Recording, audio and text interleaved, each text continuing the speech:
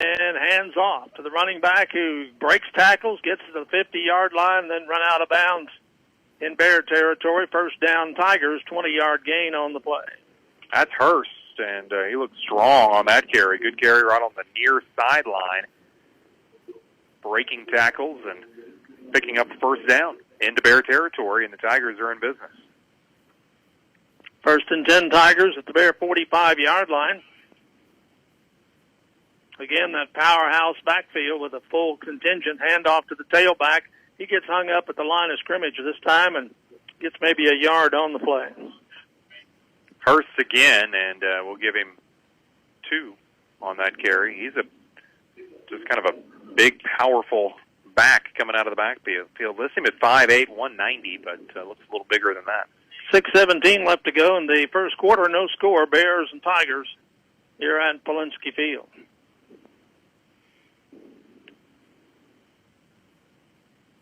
Wyatt under center, 3 backs behind him in a power I, the old power I formation.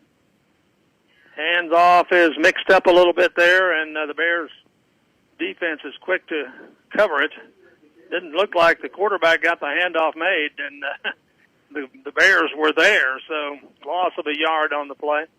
Hughes, the quarterback, handed it off to Carroll, who they slipped in. That's his first carry of the night, but just kind of a botched play for the Tigers, and the Bears were right there to wrap him up. So third down and long here, Houston in Bear territory, so probably a couple downs to work with. No gain on the play, they say, and it'll be third down and 8.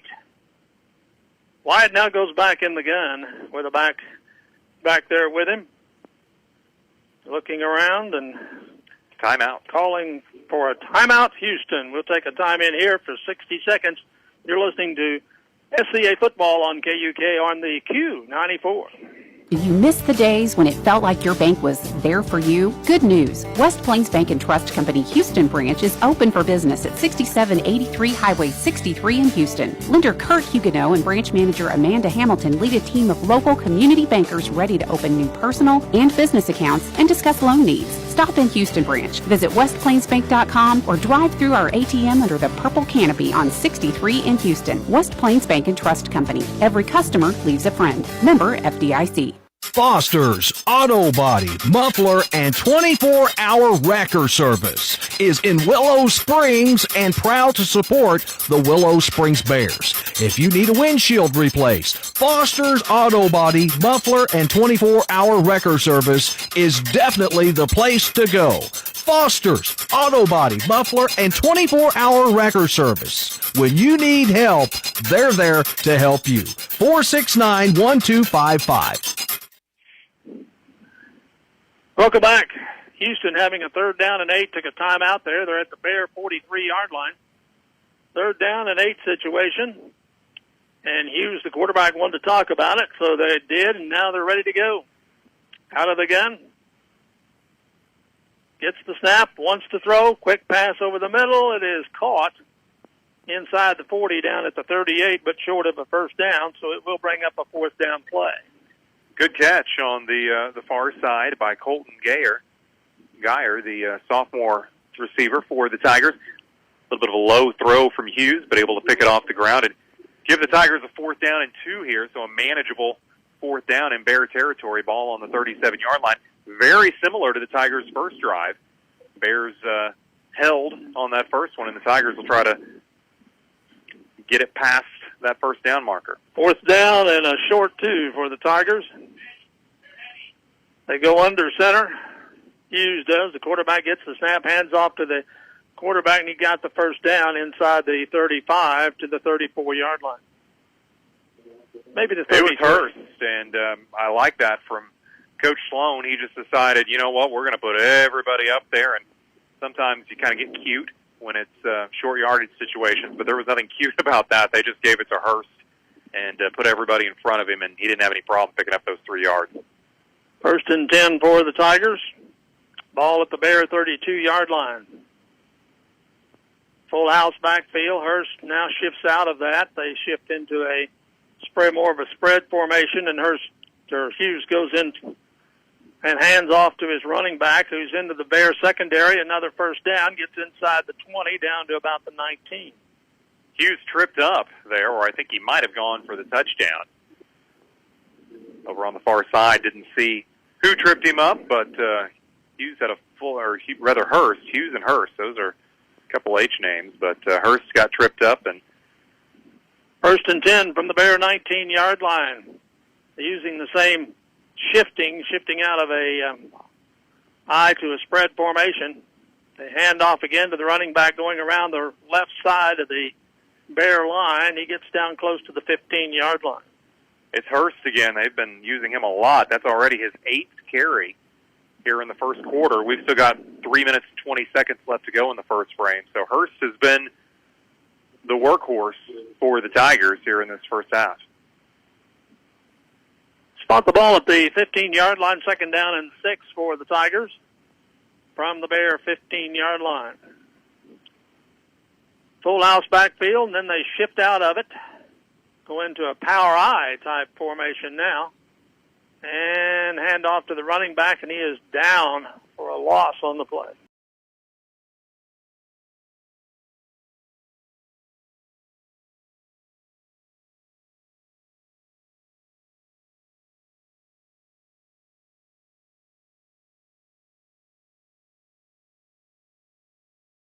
For no gain. Forces the defense to think.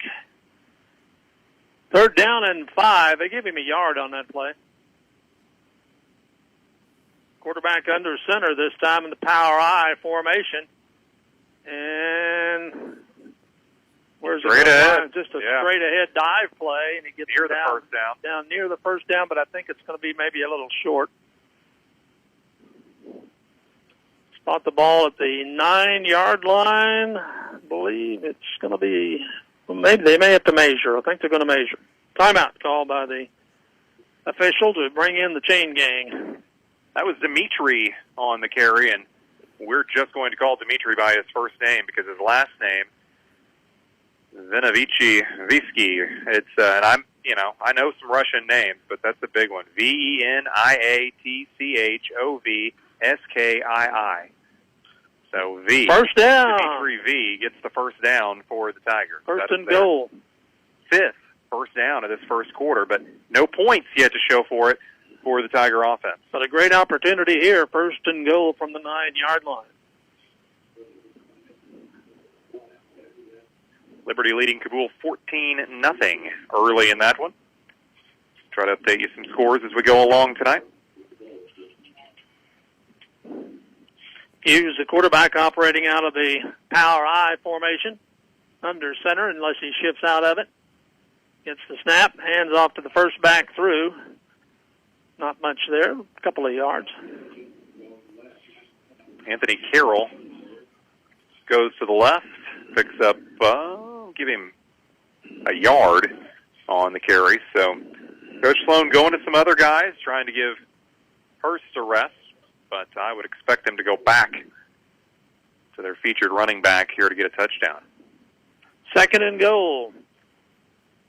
Hughes under center, gets the snap, hands off to the running back, runs into his own blocker, and then finally brought down at about the 6-yard line. Went back to Hurst, but the Bears were waiting for him. He gets 2, down to the 5, so it'll be 3rd and goal for the Tigers from the Bear 5-yard line with a minute left to go in the first quarter. The Tigers trying to find the end zone before the first quarter ends. Totally dominated this first quarter. Bears have had exactly 3 snaps from scrimmage. Time of possession is overwhelming for the Tigers. Yeah, you're right.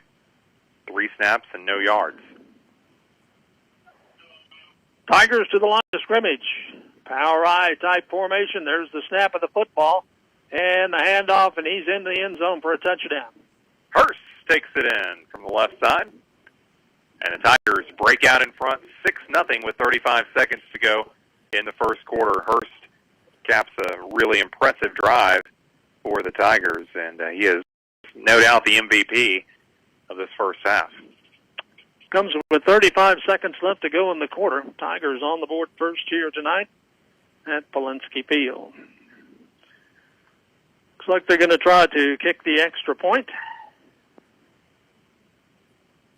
Ball will be kicked from the 10-yard line.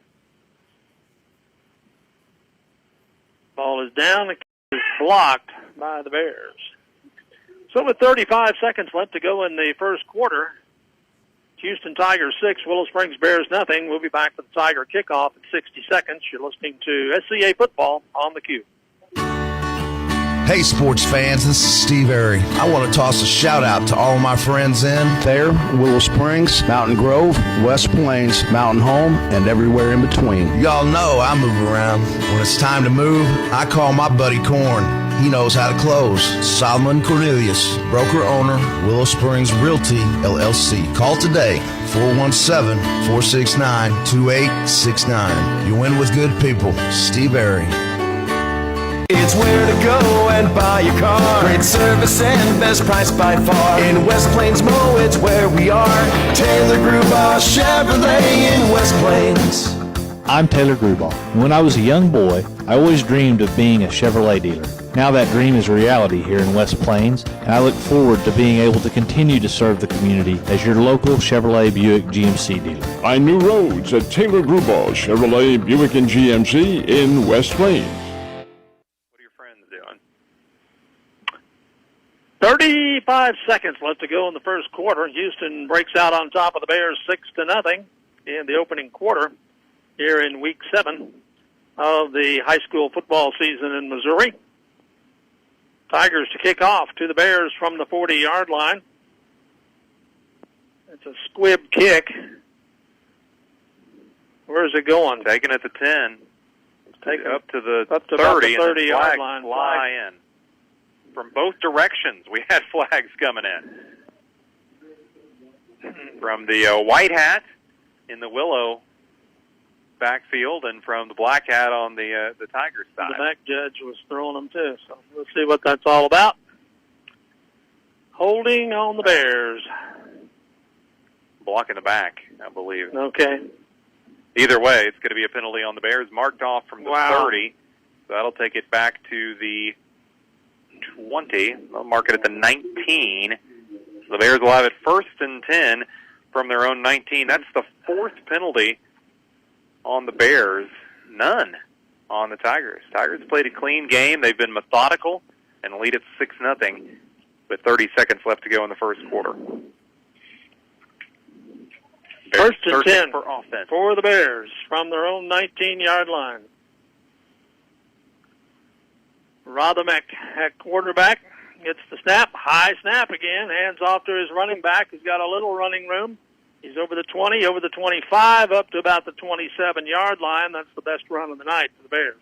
Gavin Ferguson, that's the guy that the Bears want to get involved. And, of course, Gavin was out for a few weeks with an injury, and I'm not sure that he's still not 100%, but he's a tough kid and out there trying to make things happen. Last play of the quarter is we're down to 2 seconds, and that is the end of the first quarter play with the score Houston 6, Willow Springs nothing. We'll be back for second quarter action in 60 seconds. You're listening to SCA Football on the Q.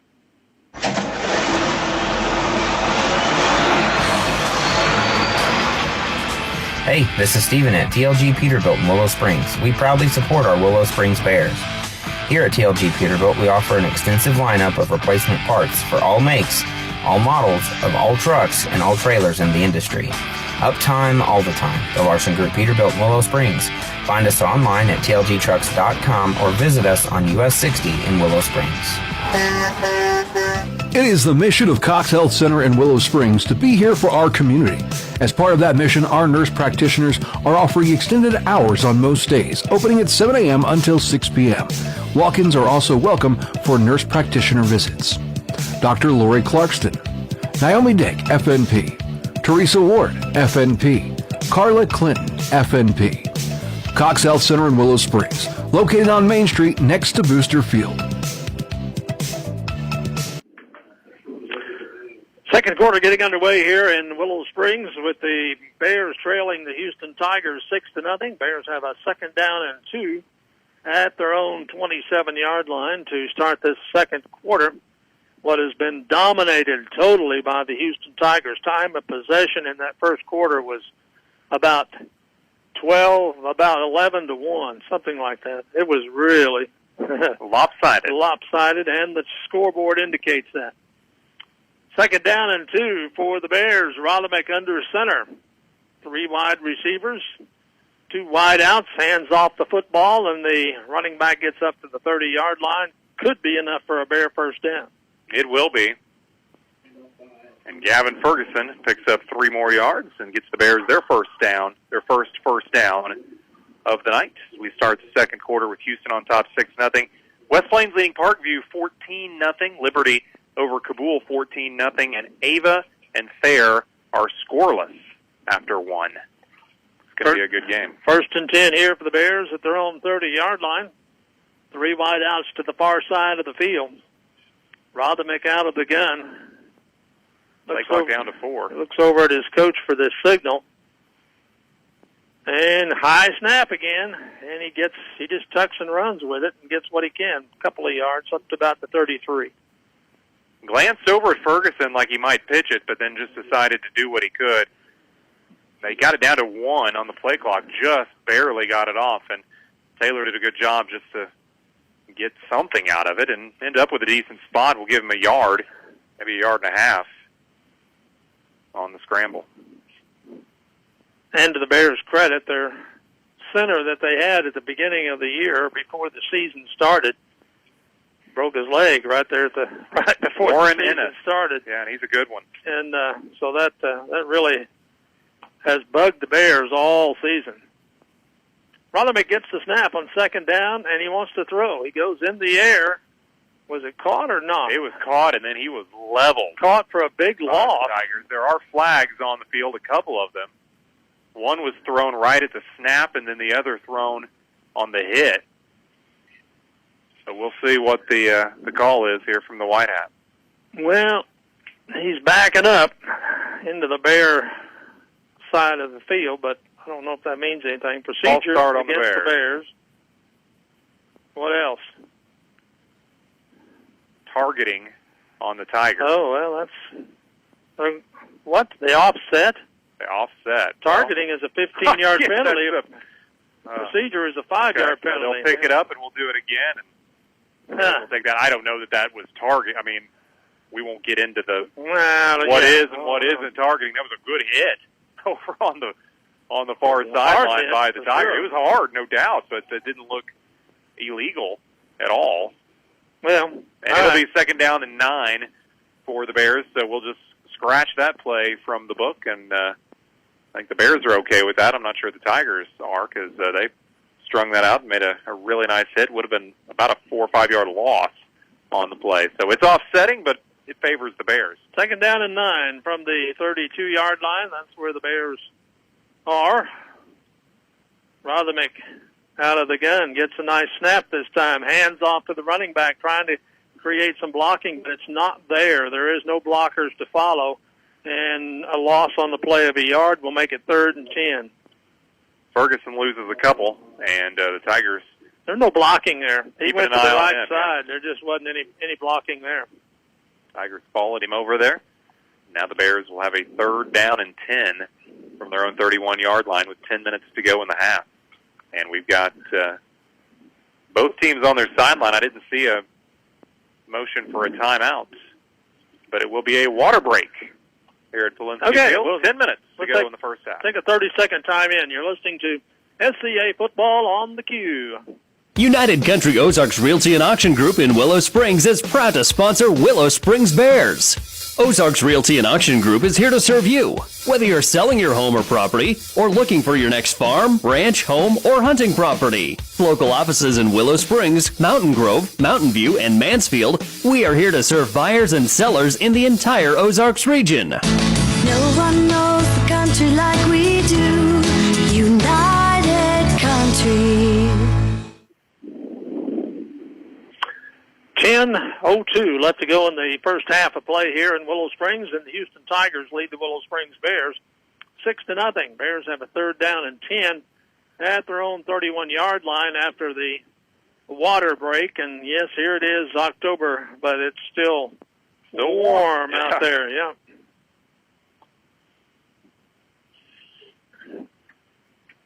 Don't forget, coming up at halftime for our Bear listeners, we'll have the Fall Sports Focus. Name our athlete of the week. 3rd and 10. Out of the gun is Rothermick, 3 wideouts bunched to the left. He wants to go that way, throws that way, completes it, but it's for nothing. He lost about 5 yards. I don't know. Oof. Gavin Ferguson with the catch, but he had a man on him as he caught it. Lost back 4 yards back to the 27-yard line, so really well defended by the Tigers, and the Bears now with 2 completions for -5 yards. Punting situation for the Bears, and the Tigers drop back double safety. The deep man's standing at about his own 40.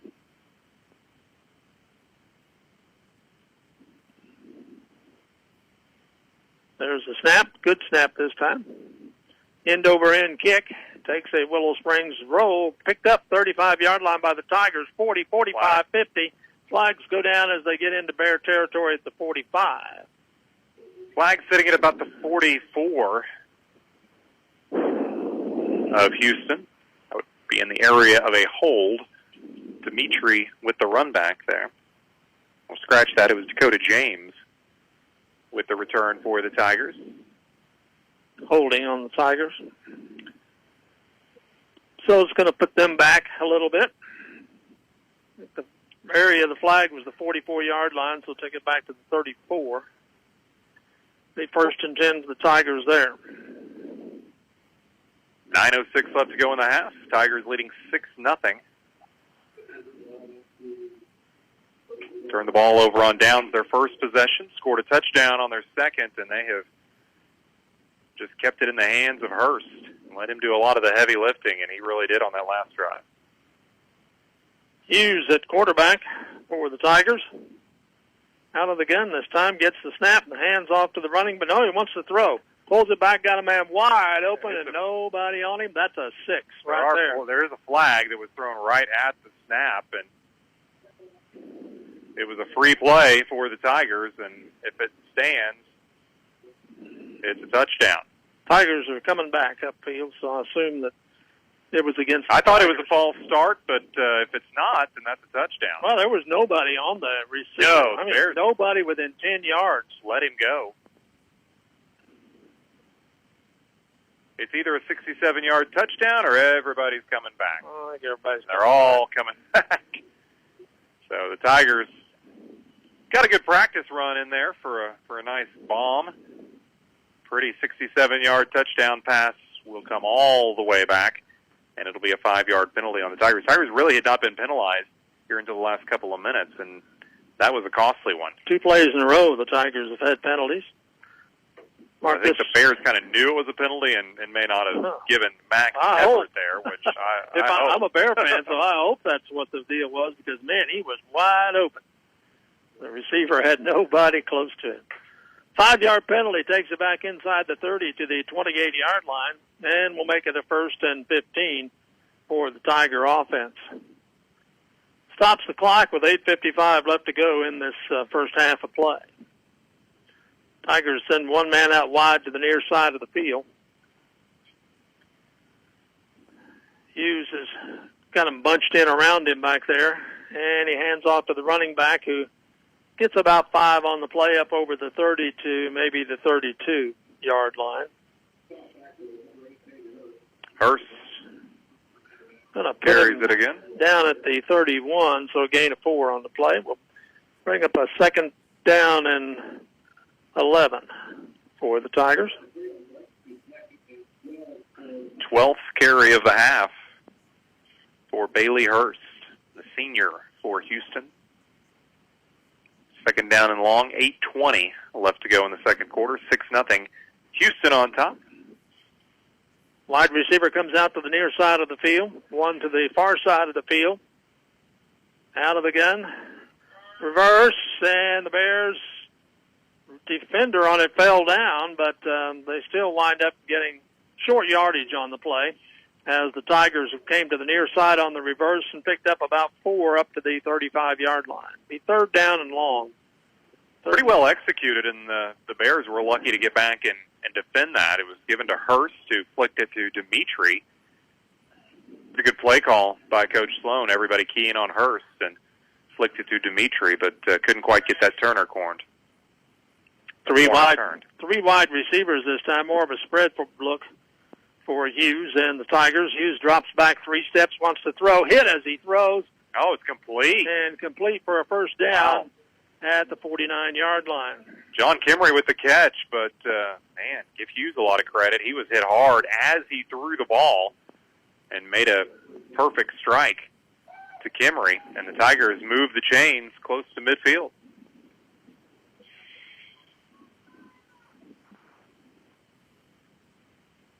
Big third down pickup for the Tigers to keep the drive going. First and 10 for the Tigers from their own 49. Hughes to the line of scrimmage. 3 wideouts. And he keeps the ball. Gets over the 50, down to the 45-yard line of the Bears.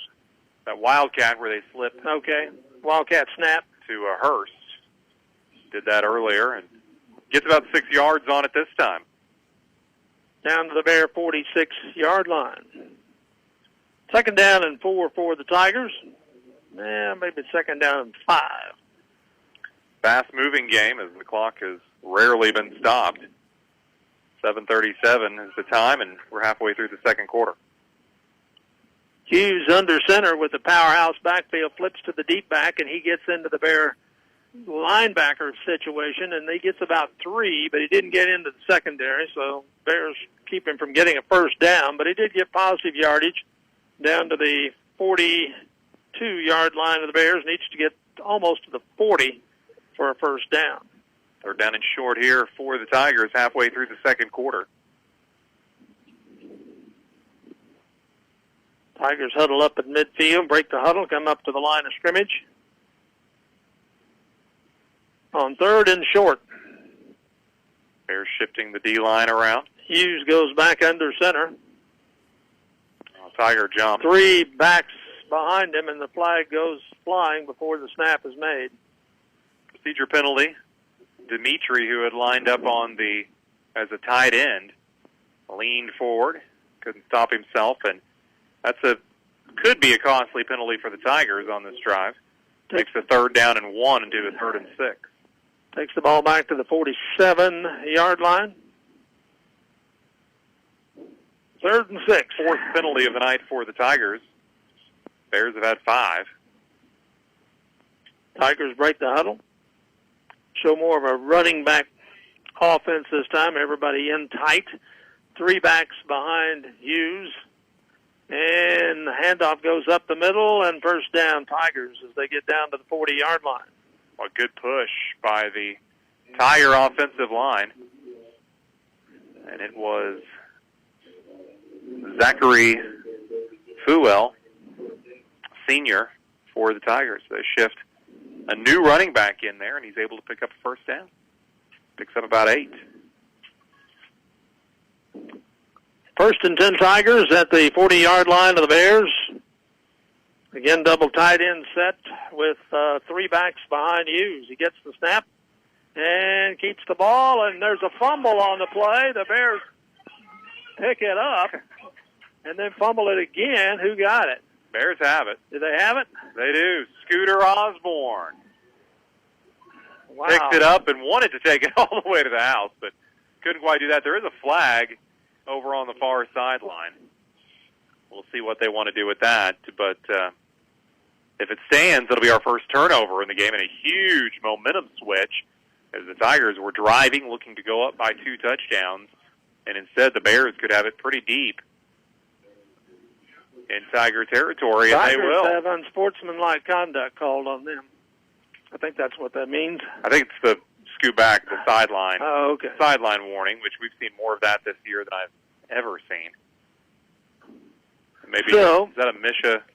Or our AD was behind me and he moved, but I think that must be a point of emphasis with Misha, those sideline warnings. They've been doing that a lot. That's what the flag was. Okay. And so the fumble stands. Osborne picks it up after a big hit on the quarterback, and now the Bears will have it 1st and 10 on the Tiger 27, and talk about that's a complete momentum switch in this game. 1st and 10 for the Bears. Ball is at the Tiger 27-yard line after the turnover.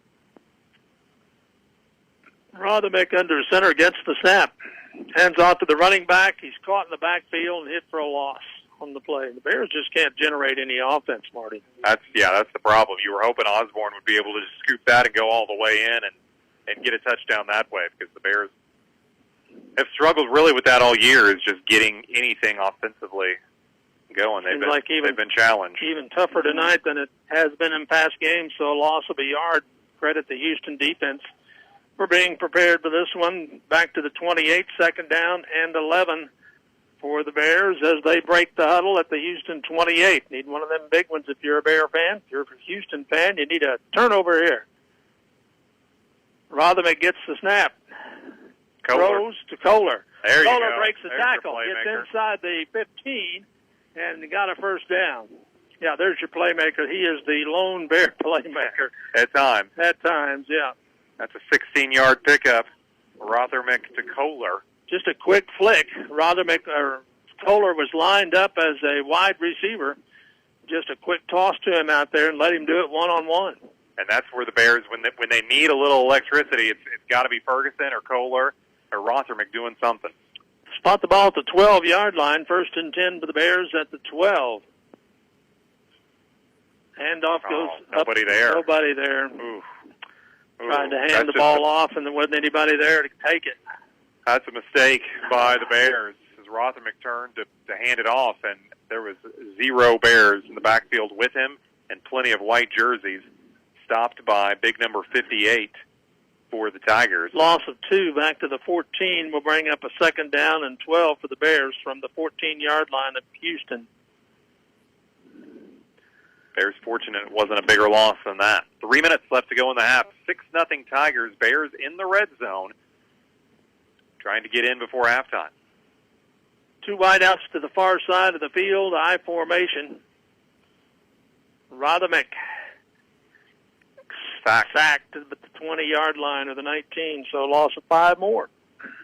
Tigers are bringing everybody, and credit this Houston defense. They have been smothering tonight, and that was Brady Brookshire. It's a familiar name to Bear fans. Brady Brookshire, the sophomore, 5'10", 240. Put Rothermick on the ground, and the Bears will take a timeout. 2:39 to go in the half, 6-0 Houston. We'll be back for more SCA football in 60 seconds on Q94. It's not just a home or a car. It's the 5 hours you spent in the kitchen mastering your epic wing recipe and the 3-hour family road trip to the tailgate party. While other insurance companies just see them as a bundle or a combo, State Farm agent Justin Shelby and his team see your home and car as the time and memories you put into them. Justin and his team understand what your things really mean to you and is here to help you give them the protection they deserve. For all your home and auto insurance needs, talk to me, State Farm agent Justin Shelby, and my team in West Plains and in Houston. CHC Home Center right here, right now. CHC Home Center and Do It Center is proud to be a strong supporter of the schools and the communities we serve. Whether you're building a home, making improvements, or need supplies for your DIY projects, there's a CHC near you with the items you need right here, right now. CHC Do It Center in Houston, CHC in Kabul, Mountain Grove, Rogersville, and Marshfield. CHC Home Center right here, right now. 2:39 left to go in the half. Bears took a timeout after a couple of dismal plays offensively, put them back at the 19. They've got 3rd and 17 from the 19-yard line of Houston. They were gifted a great field position and have been unable to do anything with it. Total spread offense for the Bears this time with 5 wide receivers. Rothermick puts a man in motion to the left, gets the snap. He looks left, comes back to the right, and heaves it up there into the end zone, incomplete, 4th down. Well defended, thrown to the back corner of the end zone. Gavin Ferguson, the intended target. Tigers had a couple of guys back there on him. Rothermick put it close, but not quite close enough. And it'll be 4th down and goal for the Bears, or 4th and 17, not quite goal. But this will be do or die here play on this drive for the Bears with 2:30 to go in the first half. Taking odds on this play, it'd be astronomical, wouldn't it? But stranger things have happened. From the Watch 19. for Ryan Kohler. That's who the Bears are probably going to try to get it to. There's some nice flags up there in the end zone. There's the snap. Rothermick is sacked. Oh, he had no chance. 30-yard line. No chance. So that's where the Tigers gained field position on that play. Tigers brought everybody on a blitz. They'll put it in play 1st and 10 at their own 30-yard line. So the Bears do nothing with a great turnover, and the offense is anemic at best.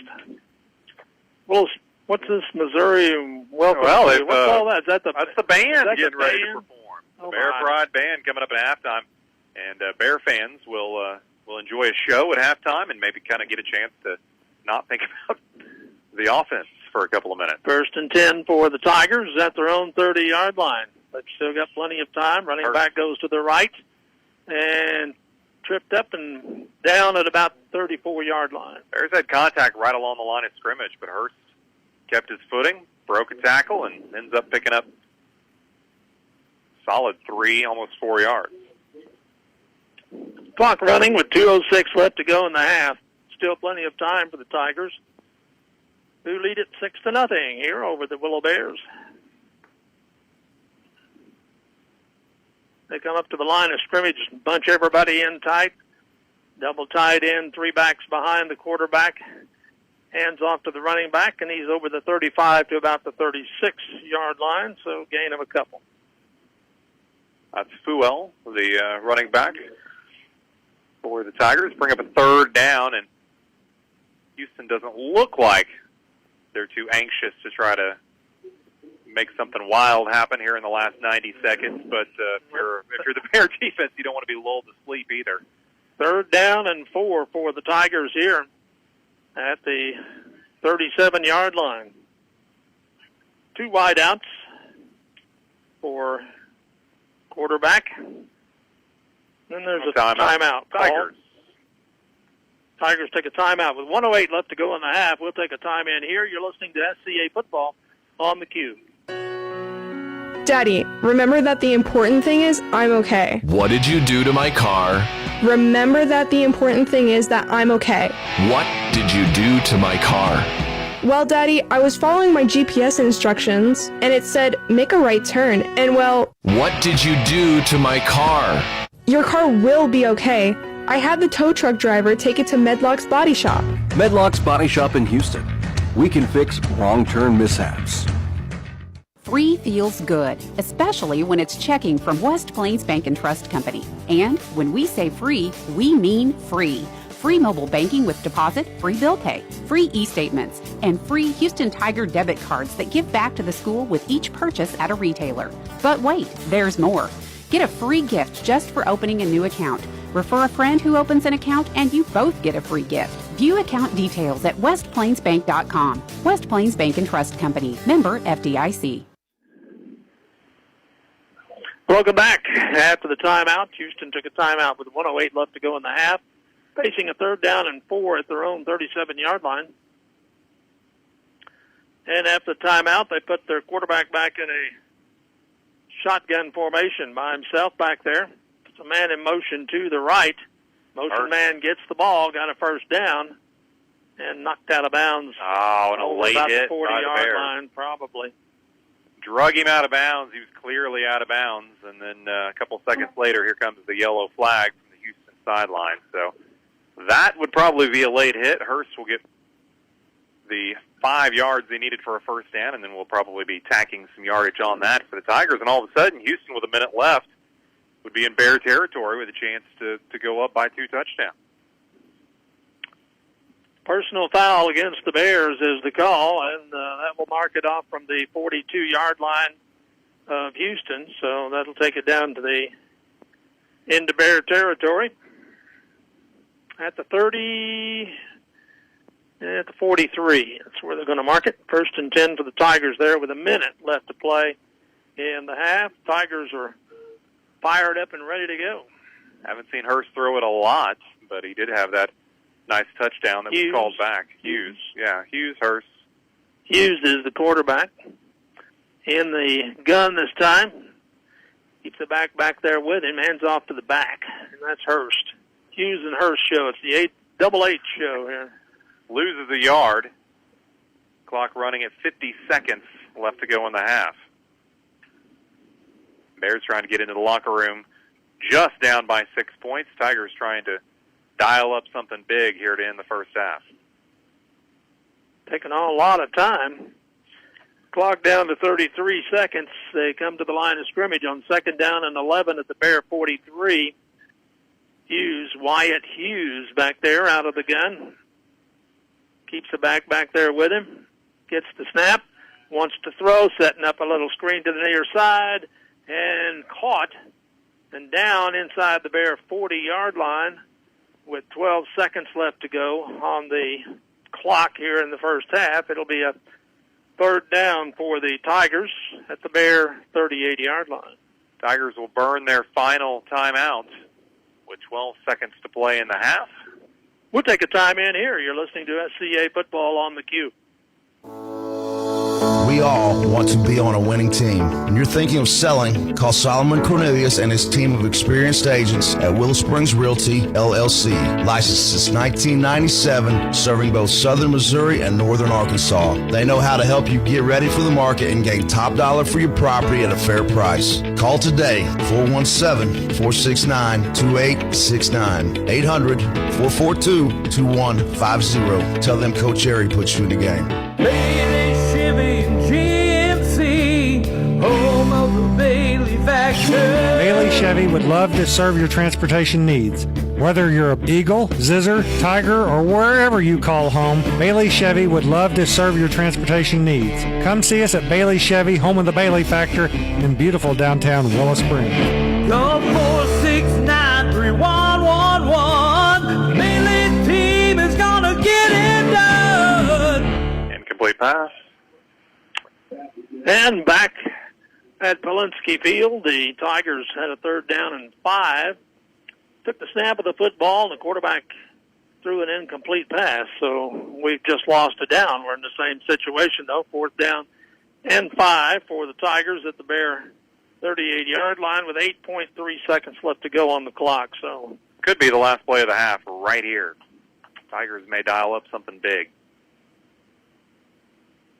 Hughes, the quarterback, getting people lined up. Going to wind up. He's back there with the back with him, gets the snap, throws quickly over the middle, incomplete. So the Bears will have a chance. They'll have a 4.3 seconds on the clock. The Bear offense will take over. Probably 2 options here for the Bears. They can take a knee and just go to the locker room, or they can try to bomb one.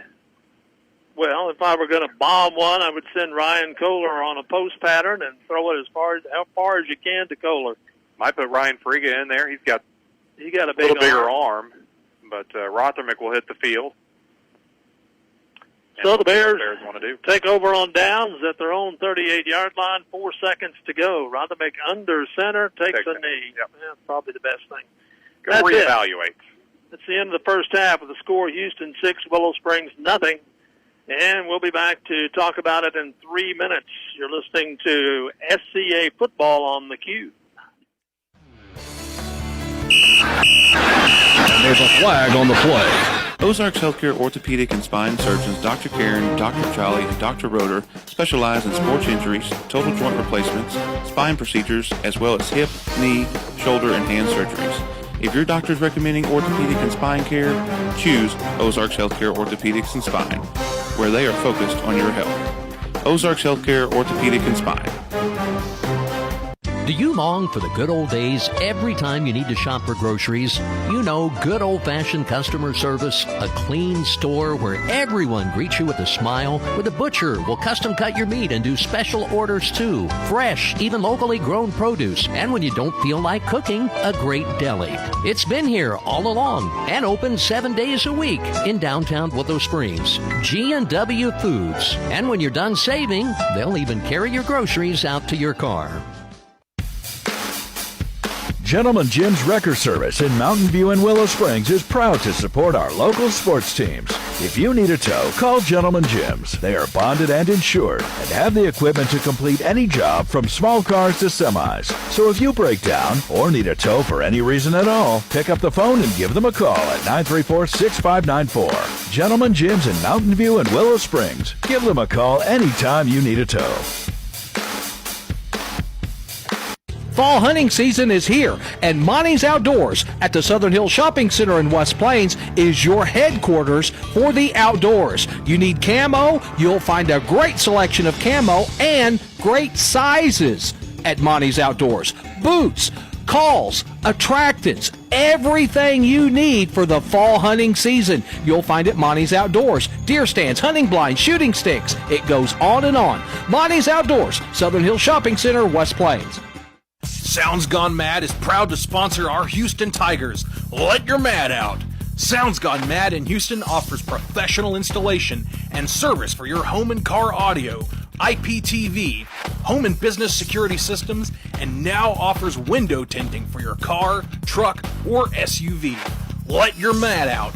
Call Frank today at 417-967-7118 for professional installations from Sounds Gone Mad.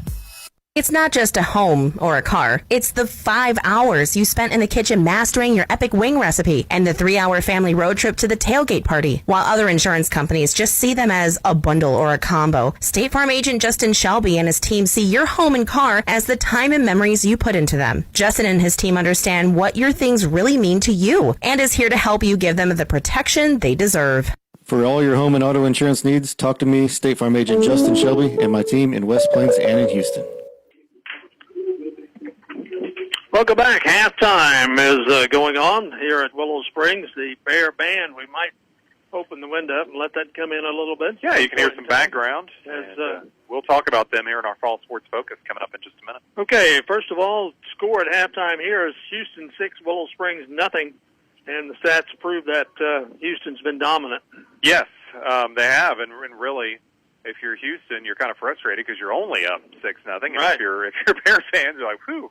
We're only down 6-0. Yeah. So that's just kind of the way the first half has been. Scoring summary is really easy to tell you. 35 seconds left in the first quarter. Hurst on a 5-yard touchdown run. Point after was blocked. 6-0 Houston was our score then.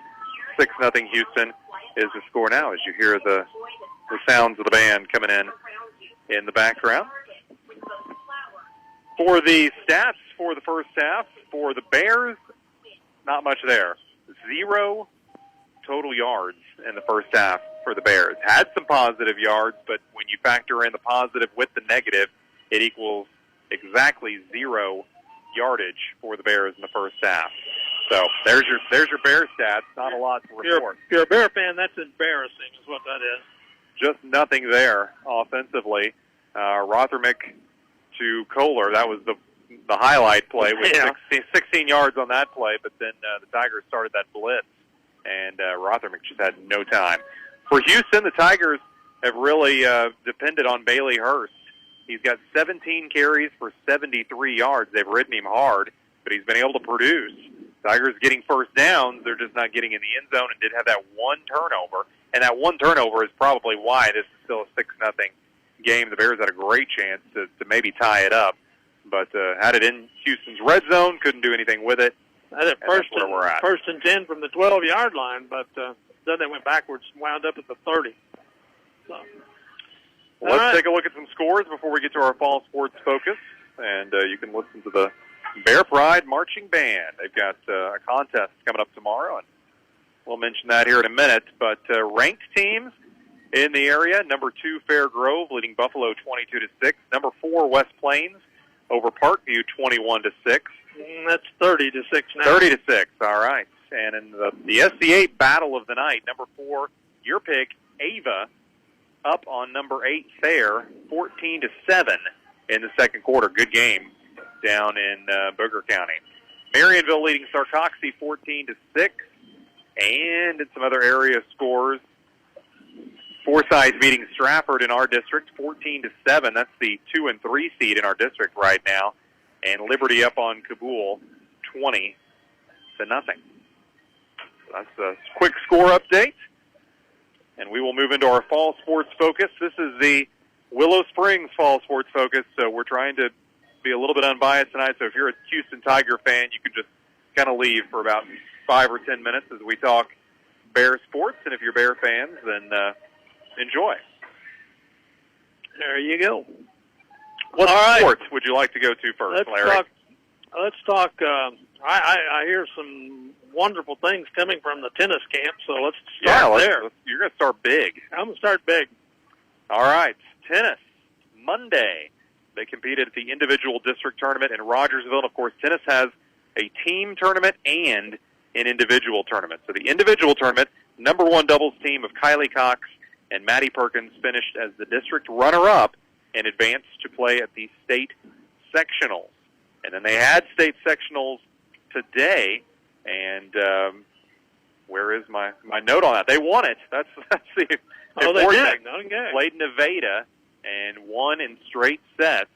So congratulations, Kylie Cox, Maddie Perkins have advanced to the state doubles tournament, and that'll be played next week. So congratulations to those two, and good luck to them in that state tournament. That's the second year in a row that Lady Bear Tennis has sent a doubles team to that tournament. Last year, our girls, Kylie's sister, and Taylor Reese took third in the tournament in the state. So they've got a goal ahead of them, and hopefully they can hit it.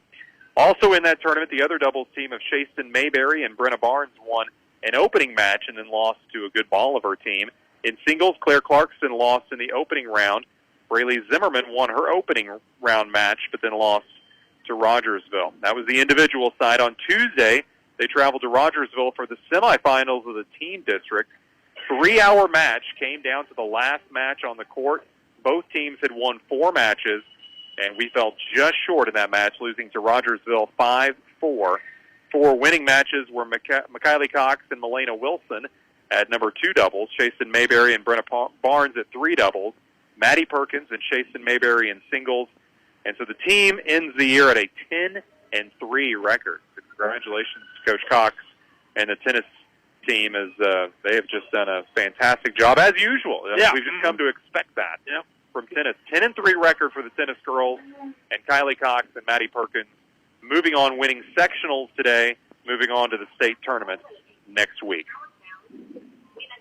There's tennis. All right, let's go to volleyball. Volleyball had a very busy week with 3 games and a tournament last weekend. Last weekend, they took third in the Houston tournament last weekend. So good showing by the volleyball girls in Houston, playing in that new gym.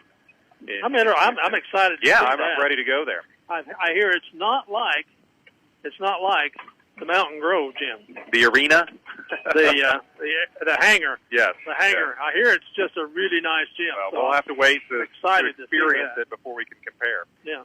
Monday, volleyball played Licking. Freshmen had a game, split their 2 sets. JV lost in 3, winning 1 set, and Varsity fell to a good Licking team in 3 sets.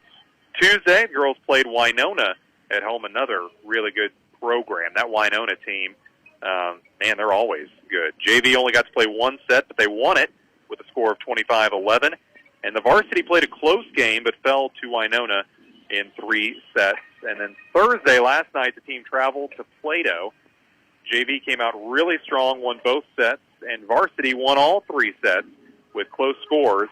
And our varsity volleyball record now stands at 8-9-2. And volleyball will be going to Licking tomorrow for another tournament. So good luck to the volleyball girls. And we didn't do Athlete of the Week nomination for tennis. It was pretty obvious. It's Kylie Cox and Maddie Perkins. That's the nomination there. So what about volleyball? Volleyball Athlete of the Week nomination is Haley Sigmund. Haley played a really good game last night with some strong hits, kills, hustled the whole game.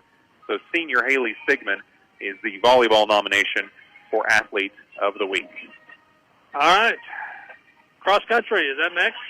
It can be. Let's do it. Whatever you want to do.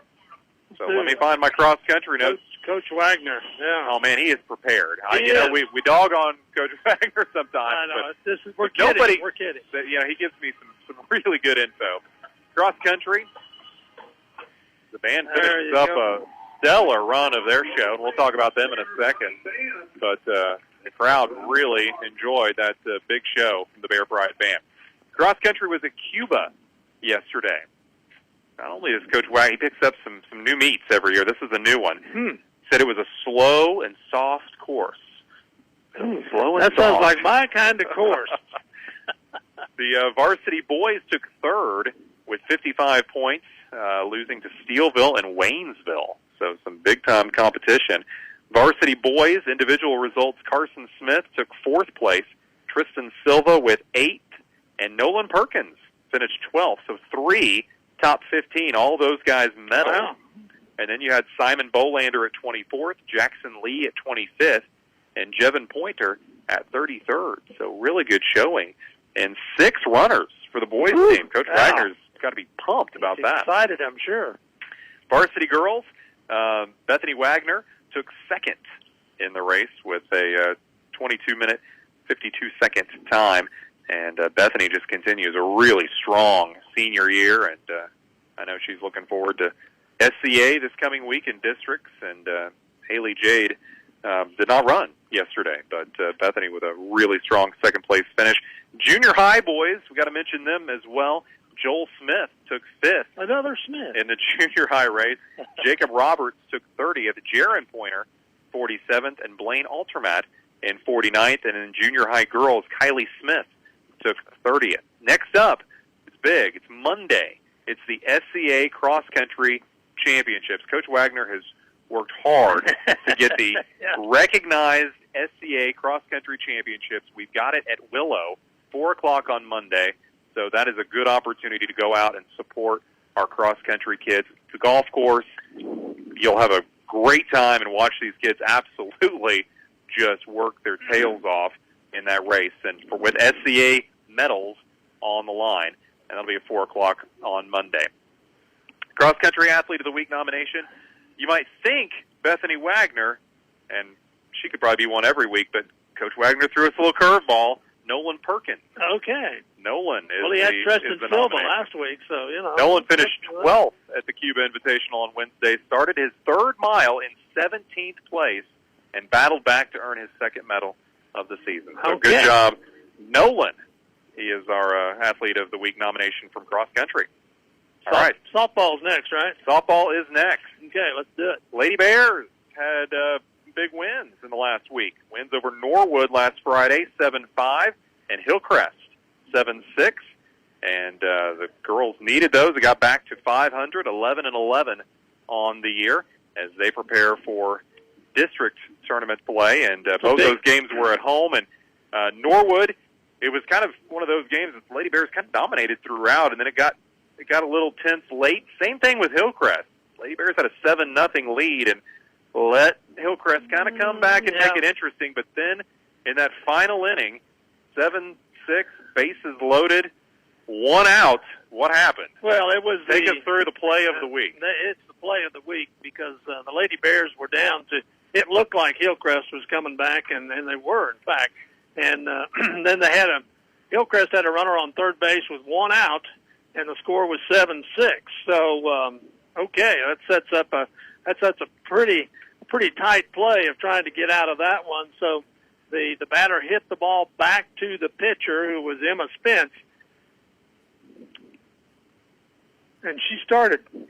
Play of the week. Made a nice turn at the pitching she spot. She started it. Yes, she did. She looked the runner back at third base, then threw to first, where Mad Dog, Maddie was at first base, Madeline, and she threw to home, and Perfect they sent the strike runner. The Hillcrest coach sent the runner, and I don't blame him. I would have sent her too, because the odds of that, of getting 2 on that play, were astronomical. It took perfection. But then we have our senior, Elisha, who was blocking the plate, and nobody was going to get by her. So it was a 1-3-2 double play to end the game, and it was definitely the play of the week, play of the year for the Willow Springs ladies softball team. It Fun was great play, It and was great. the nice crowd at Booster Field was ecstatic after that play. Brody Fair, he jumped. I didn't think Whiteman could jump that high. He's but got he some did. vertical. Don't underestimate Brody's vertical. Big wins for the Lady Bears last week. That was play of the week. Emma Spence is the nominee for Athlete of the Week from softball. She had 2 complete games on the mound, and both of those wins went the distance, and both of them striking out 5. And at the plate, Emma had a couple of walks, 2 runs scored, a stolen base against Norwood, 1 for 2 with 2 runs scored and an RBI in the Hillcrest game. She's kind of the Shohei Ohtani of Lady Bears softball. She can do a little bit of everything. And the Lady Bears will travel to Aurora Wednesday to take on Seneca at 6 o'clock in the first round of districts. Okay. All right, so that's it. That's a look at all of the fall sports focus. And if you're from Houston and listening and you go, wow, lots of things do go on besides football, and that's... Yeah, we got to talk about the band, too. That's certainly true. Yeah, okay, the band has been competing. Yep. Yes, they have. Band took second place at Bentonville, Arkansas. That's a long way down there last weekend, including Best Musical and Best Visual in their class. And they will be at Missouri State Ozarko tomorrow with an 11:36 prelims performance. Finals will be later in the evening. Next week, the band will be at Branson. And the following week, they'll be at the Band of America Super Regional at the Dome in St. Louis. So band's already got 4 trophies in the office, and they'll just keep raking them in because lots of hardware. They've got a good-looking show this year, and we want to support the Bear Pride Band. So, all that being said, Athlete of the Week nominations: Nolan Perkins from cross country, Emma Spence from softball, Kylie Cox and Maddie Perkins in tennis, and Haley Sigmund in volleyball. I want to give it to the tennis girls, but you know... Well, you want to give it to your granddaughter, I'm sure, too. And I think the tennis girls are going to go on and do some even better things than they've already done. I really do. So, hey, let's give it to softball. What do you say? I'm not going to argue with that. So, congratulations to Emma. Sweetheart. Hard for Dad and Papa not to give it to the softball girls. So, congratulations to all of our Athlete of the Week nominations. Yeah. Just good week all of for the Bear athletes, sports. all the athletes that play outside of Friday nights, and those that play on Friday night, they get their attention with play-by-play and all of that sort of thing. But we'd sure like to give those other athletes their time as well, and so that's what we use halftime for, and I'm pretty proud of that. Yeah, and don't forget cross-country. SCA is here on Monday. That's a good opportunity to go support our cross-country team. And then softball, at least it's been in discussion that there may be a radio broadcast for that softball game on Wednesday. So if there is, we'll certainly promote that. And either way, get out and support these teams whenever you can. Volleyball's got some games next week as well. So more opportunities to support our kids and all the hard work and effort that they put into this. And the football teams are back out here, and this Bear team is small, but we know they're working hard, and they'd love to come back in this game, and it's a good one, 6-0 at halftime, anybody's game, and we are just about ready for the second half of a 6-0 game here at Polinsky Field. All right. Time has expired for the halftime. Both teams back out on the field. The Bears will get the ball first to start the second half. A couple of score updates before we start. Ava has opened up a 28-7 lead over Thayer. Told you. You did. Didn't hesitate on that, did you? No. 35-12, or actually 42-12 now. Zizzers over Parkview, and Liberty leading Kabul 20-7. Houston Tigers to kick off here from the 40-yard line. Bears drop back double safety at the 10-yard line as we start this third quarter. End-over-end kick taken by one of the up men at the 25. Runs into his own man and down at the 30-yard line. Ran right into his own man. A microcosm of the Bears' season. Clean catch, and Brendan Ferguson just ran right into the blocker in front of him. Looked like he might have had some running room, either way, but ran right into his own man. So they're going to spot the ball at the 31-yard line, 1st and 10 for the Bears there. And we'll see what kind of adjustments that Coach Wyatt has put into this playbook here at halftime. Rotherham goes under center, stacks the backs behind him in an I formation. 2 wideouts far side of the field, the snap of the football and a handoff to the fullback, and he gets a couple of yards on the play. That's Jordan Gibson. Didn't have Jordan last week, so nice to have him back. Picks up 3, went over the defenders. able to kind of slide on their backs and pick up another yard or two. Got 3 yards to the 34. It'll be 2nd down and 7 for the Bears at their own 34. Bears want any kind of positive yardage at this point. No total yards in the first half. Rothermick under center. Offset eye behind him. Keeps the ball, wants to throw, got a man open, completes it, and stays on his feet and got a first down over the 40 to the 41-yard line. I think that's going to be enough for a first down. Jordan Gibson, again, so using Gibson a little bit here in the third quarter. Rothermick did a good job.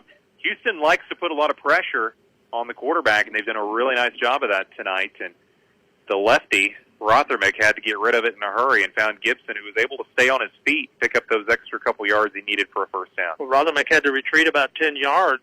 Yeah, just to throw the ball. Just to throw the ball. Receivers are wide on the near side this time. Same formation with an offset eye behind Rothermick on 1st and 10. Hand off to the fullback. He gets up to the 45-yard line, so nice first, about 3 yards on the first down carry. Gibson again, and all 3 touches of the football here in the second half have gone to Jordan Gibson, who didn't touch it at all in the first half. 2nd down and 7 for the Bears at the 45-yard line. 6-0 Houston lead here in the third quarter.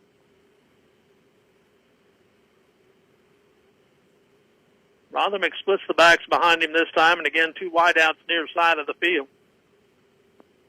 Gets the snap. Handoff again, goes to Gibson, and he goes over the 50 and into Houston territory. Well, they mixed it up. That time it was Ferguson. Okay.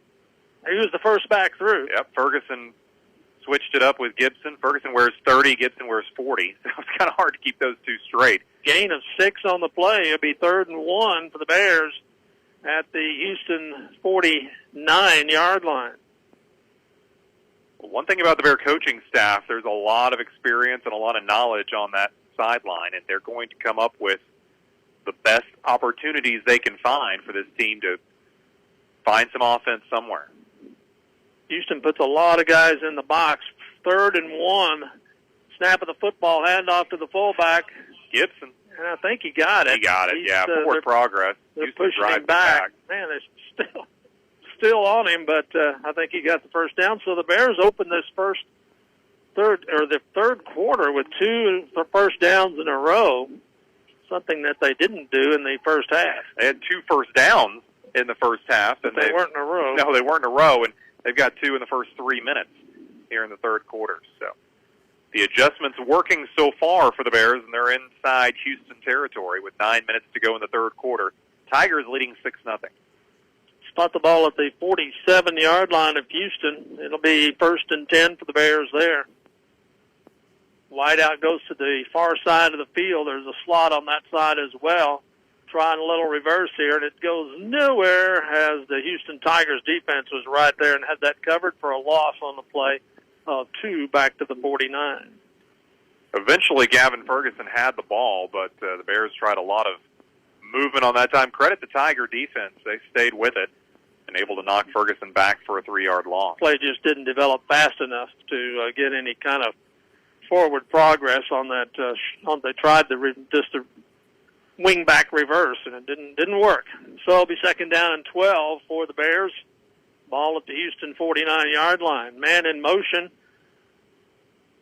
Snap of the football. Rothermick wants to throw. Got time. And dropped. Incomplete. Pass intended for Ian Smith on the far sideline. Rothermick had a lot of time. The offensive line doing a better job of giving some protection to Rothermick here in the third quarter, but Smith couldn't haul in the pass. So it's a big 3rd down play here for the Bears. Houston defense has come alive here. Shut them down for a couple of downs. Bears can pick up a few yards. They might go for it on 4th down. 6-0 is the score. Houston got that in the first quarter. They've led by that ever since. 3rd down and 12. The officials blow the whistle. Say Timeout Bears. Timeout Bears. So we'll take a 30-second time in here. You're listening to SCA football on the Q. CHC Home Center right here, right now. CHC Home Center and Do It Center is proud to be a strong supporter of the schools and the communities we serve. Whether you're building a home, making improvements, or need supplies for your DIY projects, there's a CHC near you with the items you need right here, right now. CHC Do It Center in Houston, CHC in Kabul, Mountain Grove, Rogersville, and Marshfield. CHC Home Center right here, right now. 8:02 left to go in the third quarter. The Bears facing a 3rd down and 12 against the Houston Tigers, and they're in Houston territory, but barely at the 49-yard line. Coach Wyatt calling the timeout, and still they're in their timeout, so it took a while. Next week, the Bears go to Thayer. Bobcat country. Next week. You still going to be around next week? Yep, I'm going to be here. All right. Well, we'll make the trip to Oregon County, and the Bobcats are loaded this year, but, man, they ran into a buzzsaw tonight at Ava. This Ava bunch is good, I'm telling you. That's 2 programs that just reload every year. Yeah, and Ava's got some younger kids that are really contributing. So 3rd down and 12 here for the Bears against the Tigers. Rothermick puts a man in motion. Snap of the football. Here they come after Rothermick, and they have got him. Sack him back at the 45-yard line. Loss of 6 on the play. 4th down and a punting situation for the Bears. Zachary Fuel, nobody blocked him, and he was coming on Rothermick's left side, which is his throwing side, and he just didn't have a chance to even get turned around and throw the ball. So big sack will knock the Bears back to the 44-yard line, and they'll have to punt on what was a promising start to the third quarter. 4th and long for the Bears. Good snap. End over end punt. Fumbled by the Tigers. And the Tigers recover it at about the 22-yard line. That's a play by Dimitri back there. He was able to cover that up for the Tigers. It was a bit of a scrum for it, but Dimitri comes away with it. And the Tigers will have it 1st and 10 at their own 21-yard line with 7:11 to go. Third quarter, Tigers leading 6-0. This will be the first possession of the second half for Houston. Flag on the play. Yeah, they pick up a flag about the 24. Yeah, I didn't even notice that. Tigers are walking back, I think, too. So we'll see what that penalty is about. And the guy in the white hat will come over here to show us. Or is he? I think he already showed the stadium, and we weren't watching. Okay. But probably a hold would be my guess. It's a 10-yard penalty. So we'll move it back to the 11, I think, or maybe more than that. Yeah, right at the 11-yard line. So probably a hold, 10-yard penalty, and so the Tigers will lose some field position there, 1st and 10 from their own 11. So Houston with a long way to go. Neither offense has done a lot tonight. But Hurst has been the man for Houston. Hughes, the quarterback, flips it to the running back, and he gets out over the 15 and out of bounds, near the first down marker at the 21-yard line. Guess who? Hurst. Yep. Had a full head of steam and finally ran out of room and ran into the sideline after picking up a good 7, almost 8 yards. Spot the ball. They marked him out of bounds before I thought he went out. But, me too. But anyway, they mark it at the 18. So it's 2nd down and 3 for the Tigers from their own 18-yard line. Everybody in tight for Houston. Quarterback under center, hands off to the running back, and the Bears smother it on defense. Maybe a little loss on the play. So big 3rd down play here for the Tigers and the Bears. It's going to be 3rd and still 3 to go for the Tigers at the 18-yard line. That was Fuel, I believe, with the carry. We'll give him no gain. 3rd and 3. Tigers definitely not in 4-down territory here, so they're going to try to move the chains on their opening drive of the second half. To keep everybody in tight, 3 backs behind the quarterback, and he hands off and doesn't get it. The running back did not get the first down. In fact, he may have lost a little back to the 17. It'll be 4th and 4. It was Hurst, and the Tigers used that play to get a first down earlier tonight, and it worked really well, but The Bears were not fooled that time and sent everybody with Hurst, and they locked him up right at the line of scrimmage, and the Tigers will have to punt, and the punter will stand at his own 5-yard line. Bears will put one man back deep at the Houston 45. So 3 and out by the Tiger offense. There's the snap of the football. Ooh, almost blocked it, but he got away good shape. Fair catch call for it at the 43-yard line, and that's where the Bears will put it in play. Brendan Ferguson with the fair catch, and the Bears gained quite a bit of yardage on that change of possession. They did. As the Tigers had a bad holding penalty that really put them in a hole, and then after Hurst had that initial run, the Bear defense woke up a little bit and forced the punt, and now the Bears offense will be in Houston territory with 5:14 to go in the third quarter. Houston still leading 6-0. Scored that lone touchdown with 30 seconds left in the first quarter, and we've been stuck at 6-0 ever since. From the 43-yard line of the Tigers, Bears with the ball. Rothermick out of the gun. Ooh, here they come. Swings it to the outside, Man. and the Tigers had that red and loss of 10 yards on the play. Ferguson took the pitch, but he had no chance, and Coach Sloan not afraid to send everybody on defense, and they just blitz and come right after the Bears, and they were in the backfield and on top of Rothermick and Ferguson and whoever else wanted to get the ball. Loss of 10 on the play, be 2nd and 20 for the Bears. They tried the option play, and Rothermick kept the ball. He had everybody on him, but he pitched it and should have just kept it because he lost 5 more yards when he pitched it. So 2nd down and 20. Bears show a spread offense, and they're going deep. Oh, we got a man wide open. Caught it. Inside the 20 and down to the 14-yard line is Dudko. Tight end, and he's the guy that caught a big one last week, too. Dudko's a little bit of a secret weapon for the Bears, and that was big. Man, he was wide open, wasn't he? 33-yard strike. Rothermick to Dudko, who, like you said, was wide open. And that's the danger of putting everybody on the blitz. And the Bears blocked enough for Rothermick to get a big pass off, and now the Bears are back in the red zone. 1st and 10 from the Tiger 15. Rothermick under center. Throws out to the near side, and the Kohler gets it. He's inside the 10, down to the 7-yard line.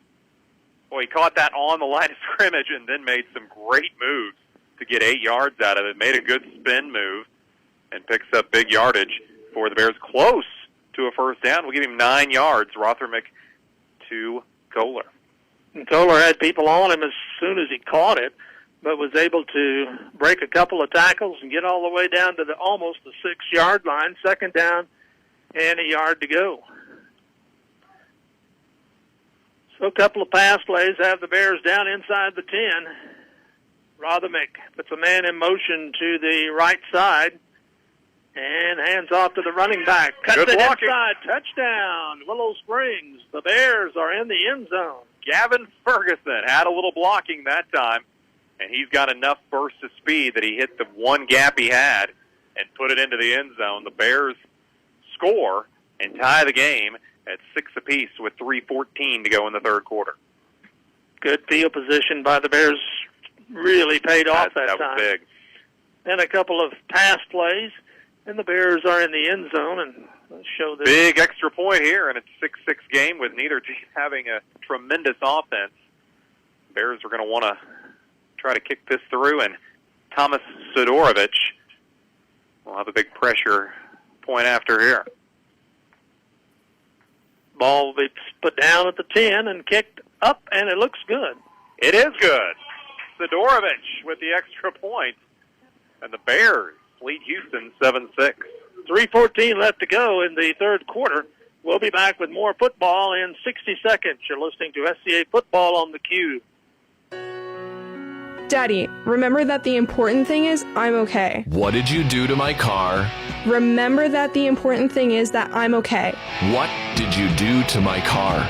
Well, Daddy, I was following my GPS instructions, and it said, make a right turn, and well... What did you do to my car? Your car will be okay.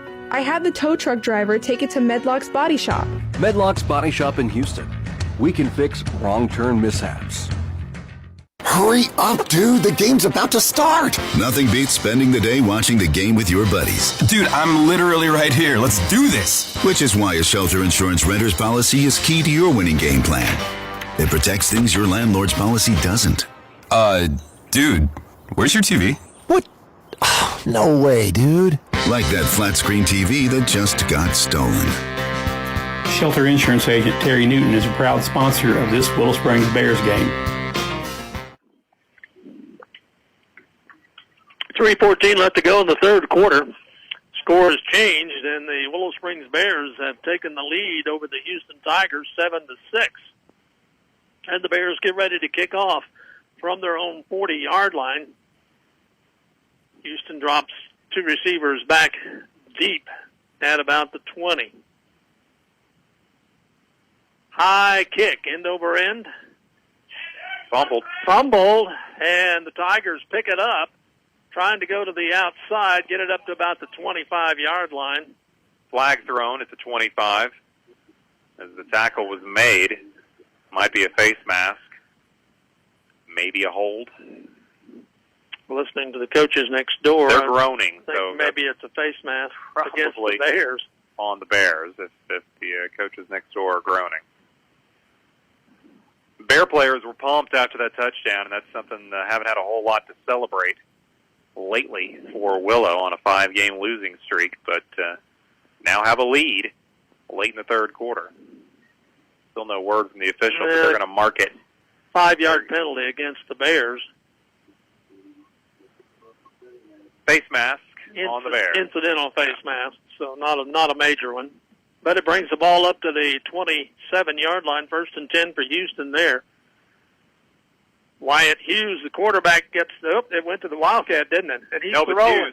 It is Hughes. He's trying to throw, and the Bears have knocked it down. They strung that play out. The Bear defense did. They got a lineman down, too. He's up. I'm okay. That's big Peyton Clinton.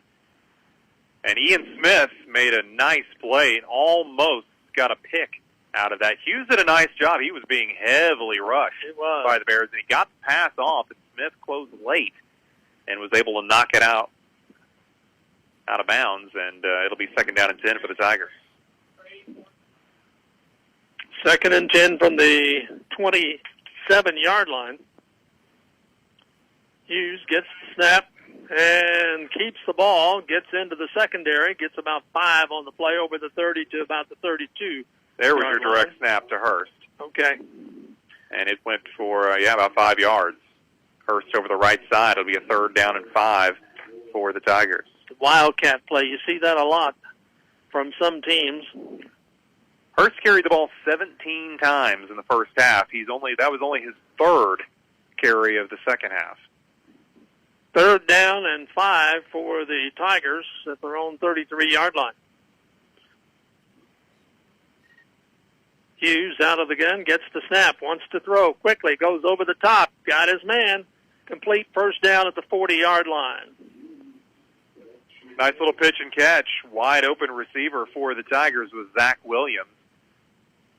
And Hughes and Williams moved the chains up to the Tiger 41-yard line. Tigers first down in the second half, I believe. Yes. 2 minutes left to go in the third quarter. Tigers break the huddle, come up to the 40-yard line, their own 40, 1st and 10. Hughes out of the gun. Little pitch play to the outside. Running back turns the corner and gets about 10 all the way to Bear 49-yard line. Good run by Hurst, and he was able to stretch out there at the end and turn a 7 or 8 yard run into an 11-yard run and pick up another 1st down for the Tigers as they're in Bear territory now. Tigers are rolling here with 1:37 left to go in the quarter. Bears leading the Tigers 7-6. Tigers break the huddle, come up to the line of scrimmage at the Bear 48.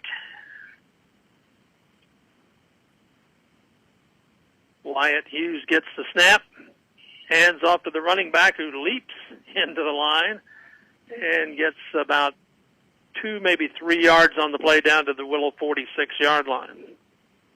Hurst, he's a fearless running back, and he went airborne to try to get a couple yards, and ended up getting those 2 yards on what was probably going to be a no-gainer for the Tigers. Tigers break the huddle on 2nd down and 8 from the Bear 46-yard line.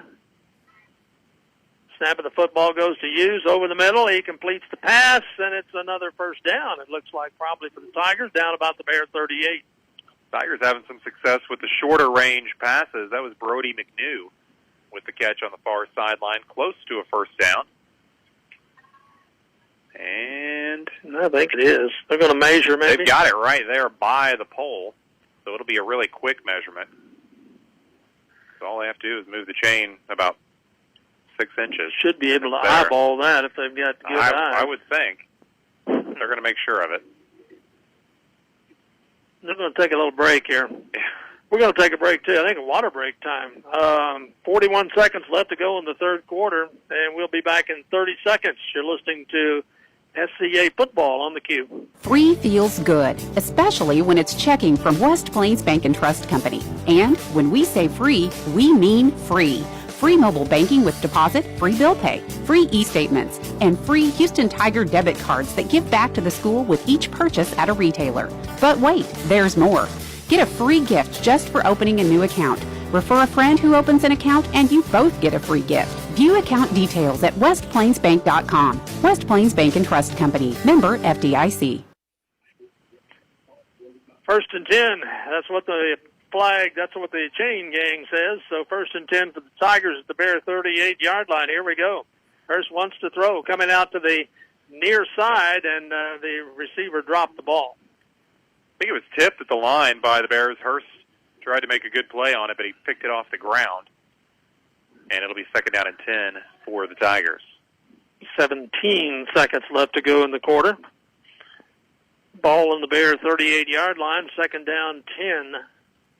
Tigers have really diversified the offense here on this drive, and they've had some success. Doing more throwing than they did earlier in the game. Sophomore quarterback gets the snap, pitches to the running back running beside him, and boy, he keeps on running, and he breaks tackles, and he's gone. Nope, they get him at the 9-yard line. So he went down the far sideline, just kept breaking tackles, Marty, and the Bears did a poor job tackling, and it's a first down. Another one for the Tigers. In fact, this is going to be 1st and goal. Hurst with a full head of steam, and he was just running through guys on that far sideline, and they'll mark it at the 10, so 1st and goal from the Tigers from the 10, and they have marched right down and will try to answer the Bears' touchdown in about a 3-minute span. Last play of the quarter probably coming up here. Tigers, full house backfield, double tight end set, hand off to the fullback, and he gets down to about the 7-yard line. That is the end of the third quarter with the score. Willow Springs 7, Houston 6. Back for the fourth quarter in 60 seconds. You're listening to SCA Football on the Cube. Hey, sports fans, this is Steve Airy. I want to toss a shout-out to all of my friends in Thayer, Willow Springs, Mountain Grove, West Plains, Mountain Home, and everywhere in between. Y'all know I move around. When it's time to move, I call my buddy Corn.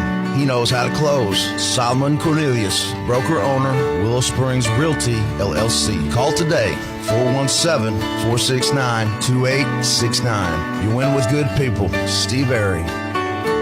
Foster's Auto Body, Muffler, and 24-hour wrecker service is in Willow Springs and proud to support the Willow Springs Bears. If you need a windshield replaced, Foster's Auto Body, Muffler, and 24-hour wrecker service is definitely the place to go. Foster's Auto Body, Muffler, and 24-hour wrecker service. When you need help, they're there to help you. 469-1255.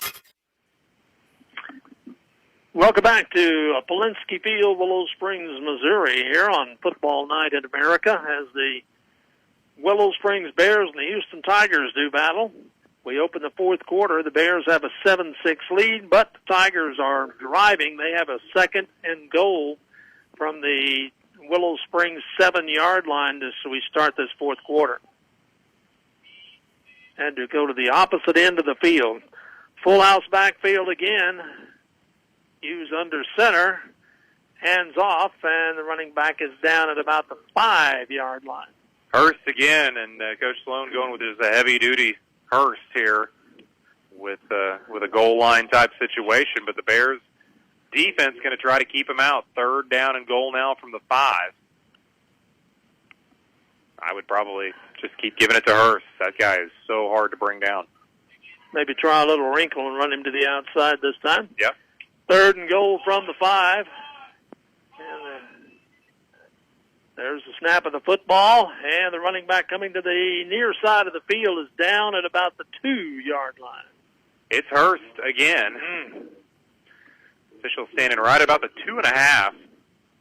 So we'll go ahead and give him 3, but it'll be 4th and goal from the 2.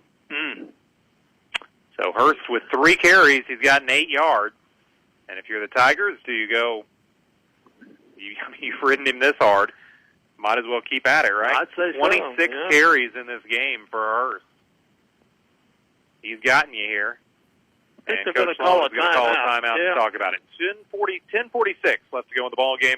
Bears leading 7-6, but Houston with a big 4th and goal when we come back in 30 seconds. You're listening to SCA Football on Q94. It's where to go and buy your car. Great service and best price by far. In West Plains Mo, it's where we are. Taylor Grubaugh Chevrolet in West Plains. I'm Taylor Grubaugh. When I was a young boy, I always dreamed of being a Chevrolet dealer. Now that dream is a reality here in West Plains, and I look forward to being able to continue to serve the community as your local Chevrolet Buick GMC dealer. Find new roads at Taylor Grubaugh Chevrolet Buick and GMC in West Plains. 10:46 left to go in the ball game. Any score updates from around the area, Marty? We'll check. Last report, the big one in the SCA, Ava leading Thayer 28-7. Kind of a surprising score if you're like me and thought Thayer might get a win there. West Plains leading Parkview 42-12 at half, and Liberty was up on Kabul 20-7 at the half. Right here, it is a big 4th and goal for the Houston Tigers. A chance to regain the lead with 10:46 to go in the ball game. Bears, they're going to go for it, obviously. Bears are going to line up on defense. Tigers are going to show one wide receiver. Where's Hurst? He's going to line up at the wide receiver spot. Mm-hmm. And now the Bears are going to call a timeout. timeout. They wanted to see what the Tigers were going to do. Absolutely. Both teams recognize the importance in a low-scoring game of this play.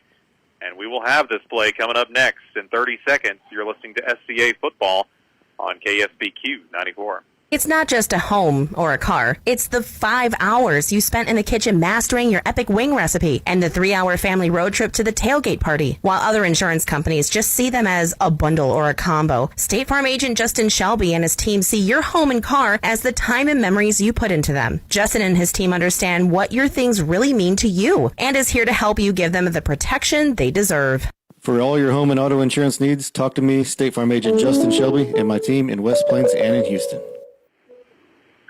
Well, okay. Still 10:46 left to go in the ball game, and Houston still has a 4th and goal from the Willow Springs 2-yard line.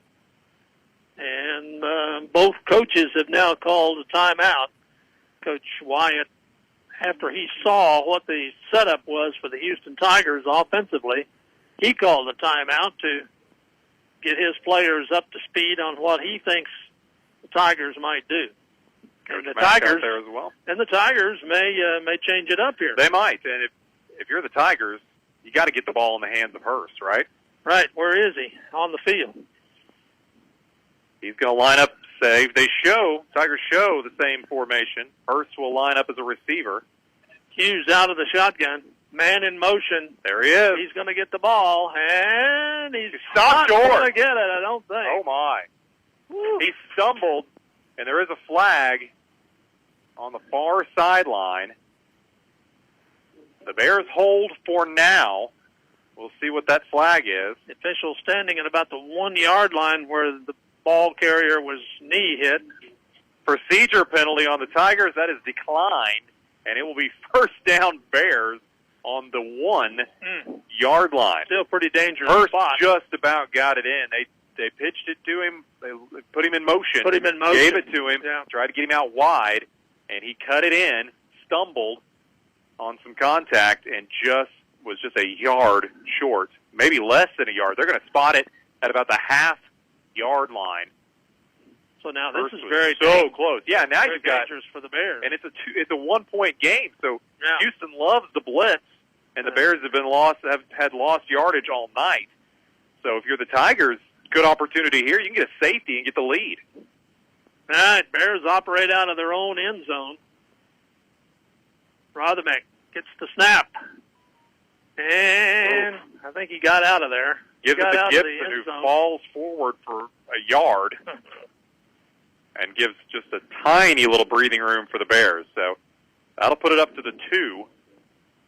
And the Bears still have a dangerous situation, and the Tigers love the blitz. And a safety would give the Tigers the lead. Willow leading 7-6, 10 minutes left to go in the ball game. Don't think we're going to see any razzle-dazzle here.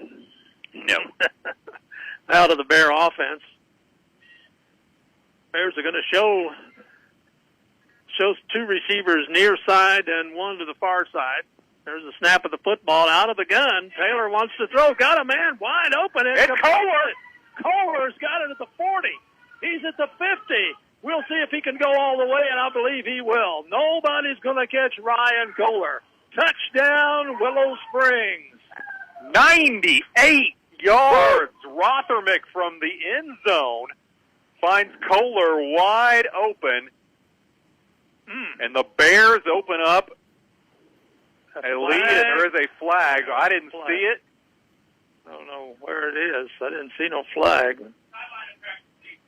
Sideline Okay. sideline warning on the Bears. It will not impact the play. The play stands. Rothermick to Kohler for 98 yards. The Tigers were coming on a blitz. I said I didn't think, right before that snap, I said I don't think we're going to see any razzle-dazzle. That was razzle and dazzle. That's was- what happens when you can get behind that blitz, and the Bears were able to do it when they needed it most. Ryan Kohler was wide open at about the 25-yard line, and nobody was going to catch him after that. So the Bears go up 13-6. And now a big extra point here. Big extra point. Bears up by 7. They could make it 8 with this extra point. Tommy Sidorovich will tee it up. Here's the snap. Ball down. Kick is up. It is high enough and long enough, and it's good. So with 9:40 left to go in the ball game, the score is Willow Springs 14, Houston 6. Back in a minute before the Bear kickoff. You're listening to SCA football on Q94. It is the mission of Cox Health Center in Willow Springs to be here for our community. As part of that mission, our nurse practitioners are offering extended hours on most days, opening at 7 a.m. until 6 p.m. Walk-ins are also welcome for nurse practitioner visits. Dr. Lori Clarkston, Naomi Dick, FNP, Teresa Ward, FNP, Carla Clinton, FNP. Cox Health Center in Willow Springs, located on Main Street next to Booster Field. CHC Home Center right here, right now. CHC Home Center and Do It Center is proud to be a strong supporter of the schools and the communities we serve. Whether you're building a home, making improvements, or need supplies for your DIY projects, there's a CHC near you with the items you need right here, right now. CHC Do It Center in Houston, CHC in Kabul, Mountain Grove, Rogersville, and Marshfield. CHC Home Center right here, right now. 9 minutes, 40 seconds left to go in the fourth quarter. They're in the ball game, and the Bears from Willow have scored 14 unanswered points on the Houston Tigers and lead it 14-6.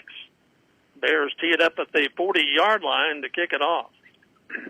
There's a flag. What's that about? What's that about?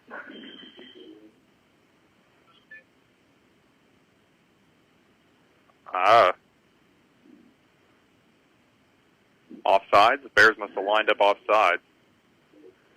So they will move the ball back 5 yards, and the Bears will kick off from the 35. What an electric play. 98-yard touchdown pass when you start a drive at the half-yard line for the Bears. And I know the softball play was our play of the week, but that was it might have some competition now. The runner-up. All right, Bears kick off now from the 35-yard line. Houston has players back at about the 30 and 25-yard lines where it's picked up 30, 35, and down at about the 38-yard line. Tigers will start there, still within one score of tying this game. It's an 8-point deficit, 14-6. Bears who score. And for the Tigers, that blitz has worked so well tonight, but they forgot about Kohler and let him get back there. And Rothermick credit the line. They gave Rothermick just enough time in the end zone to get that pass out of there. Yeah. And Kohler was wide open. Well, Kohler was wide open, no doubt about that. Nobody had lots of room to run. From the 38-yard line, Tigers will put it in play here. Out of the gun. Hughes gets the snap. Hands off to the running back coming around the far side, and he's breaking it loose at the 50 and down to the Bear 45-yard line. So big gainer on first down for the Tigers. Tigers get right back in as Zach Williams on the reverse gets it into Bear territory. All the way down to the 44-yard line. So big gain on that play of 18 yards and a first down for the Houston Tigers. Tigers 1st and 10 at the Bear 44-yard line. Wyatt Hughes at quarterback gets the snap and fumble, and still trying to pick it up. And it's still loose, and the Bears cover it at the 35-yard line.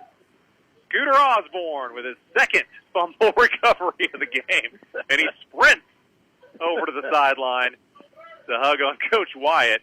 And for the Tigers, another turnover. Costly mistake. There's only been 2 turnovers this game, both by the Tigers, and both when they were driving in Bear territory. Both by their sophomore quarterback. And momentum has all swung with the Maroon team right now. Maroon has got the momentum, and the black and white are back on their heels right now. Bears have it after the turnover, 1st and 10 at the Houston 35-yard line. Rothermick under center gets the snap and hands off to the running back. Ferguson cuts to the outside. He's at the 10. 5 touchdown. Gavin Ferguson from 35 yards out.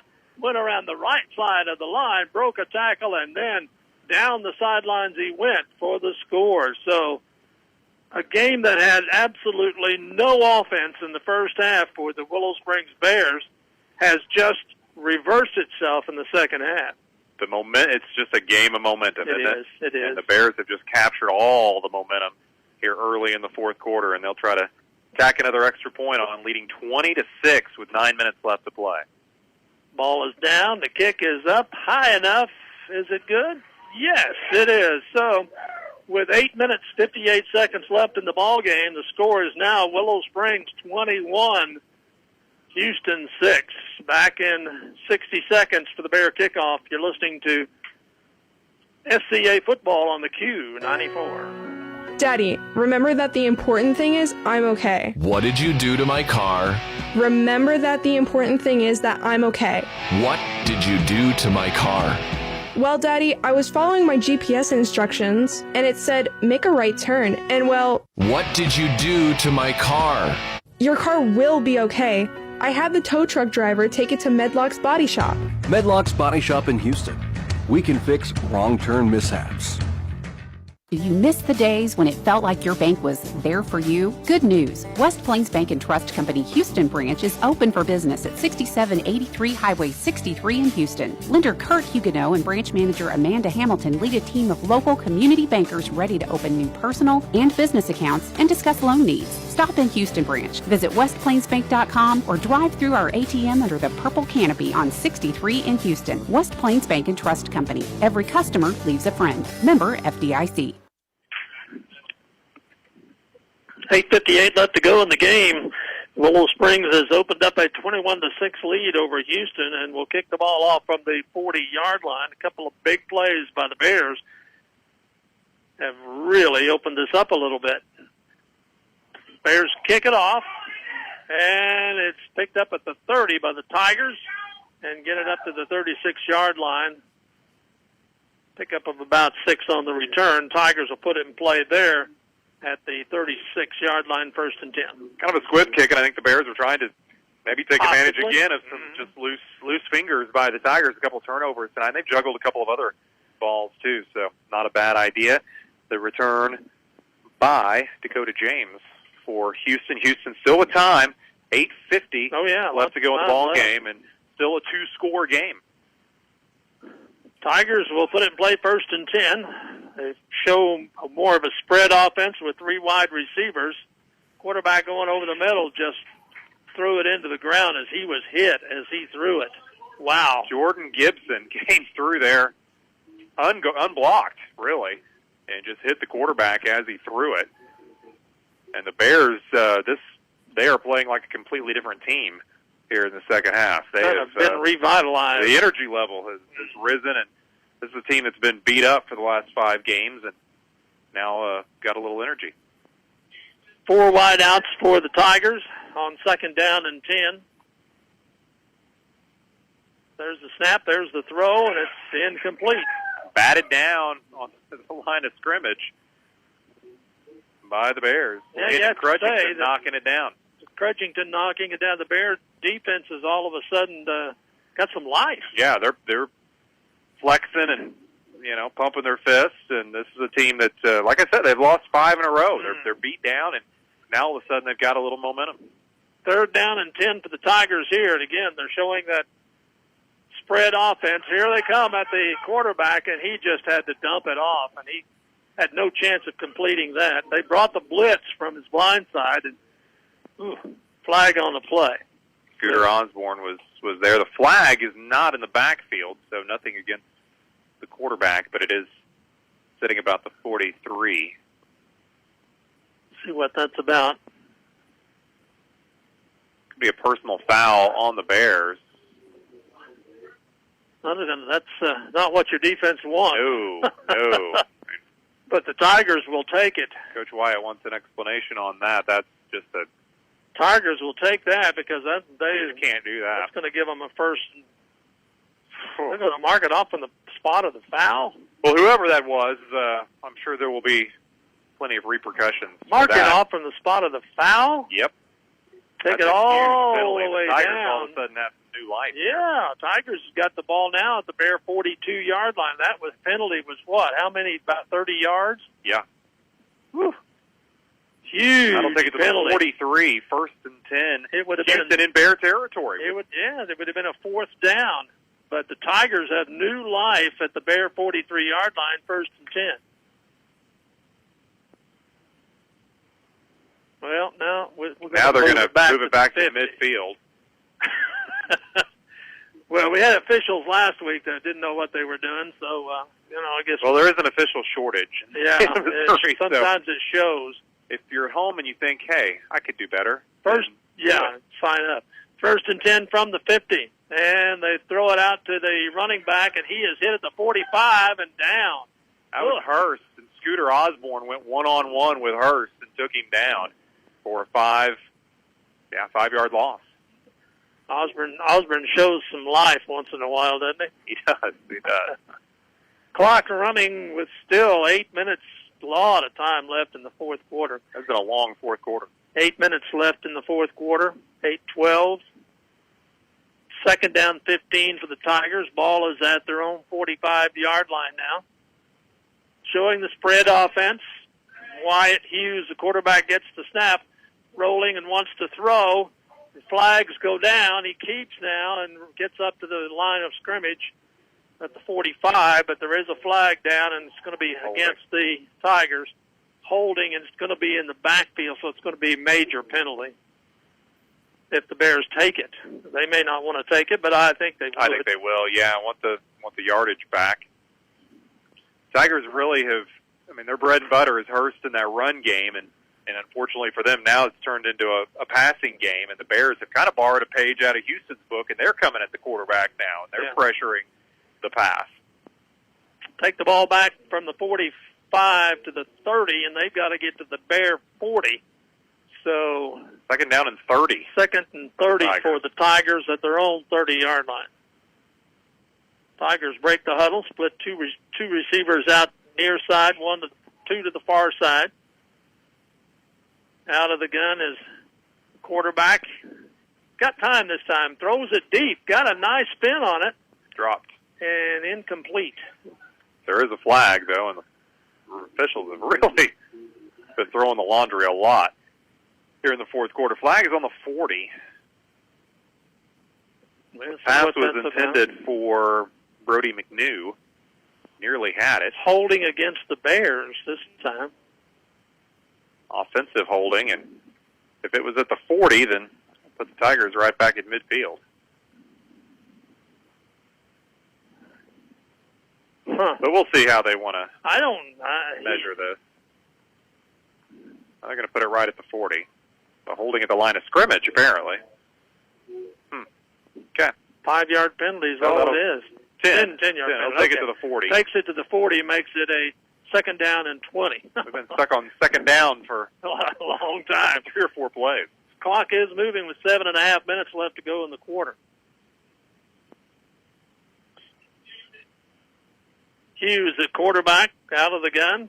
Wide outs, both sides of him there, and he's hit and dropped back at the 35-yard line. Bears are coming now. Yeah, Hughes is he's getting really uncomfortable back there, and good-looking sophomore quarterback for the Tigers. But the Bears bringing that pressure. That time it was Gennady Dudko.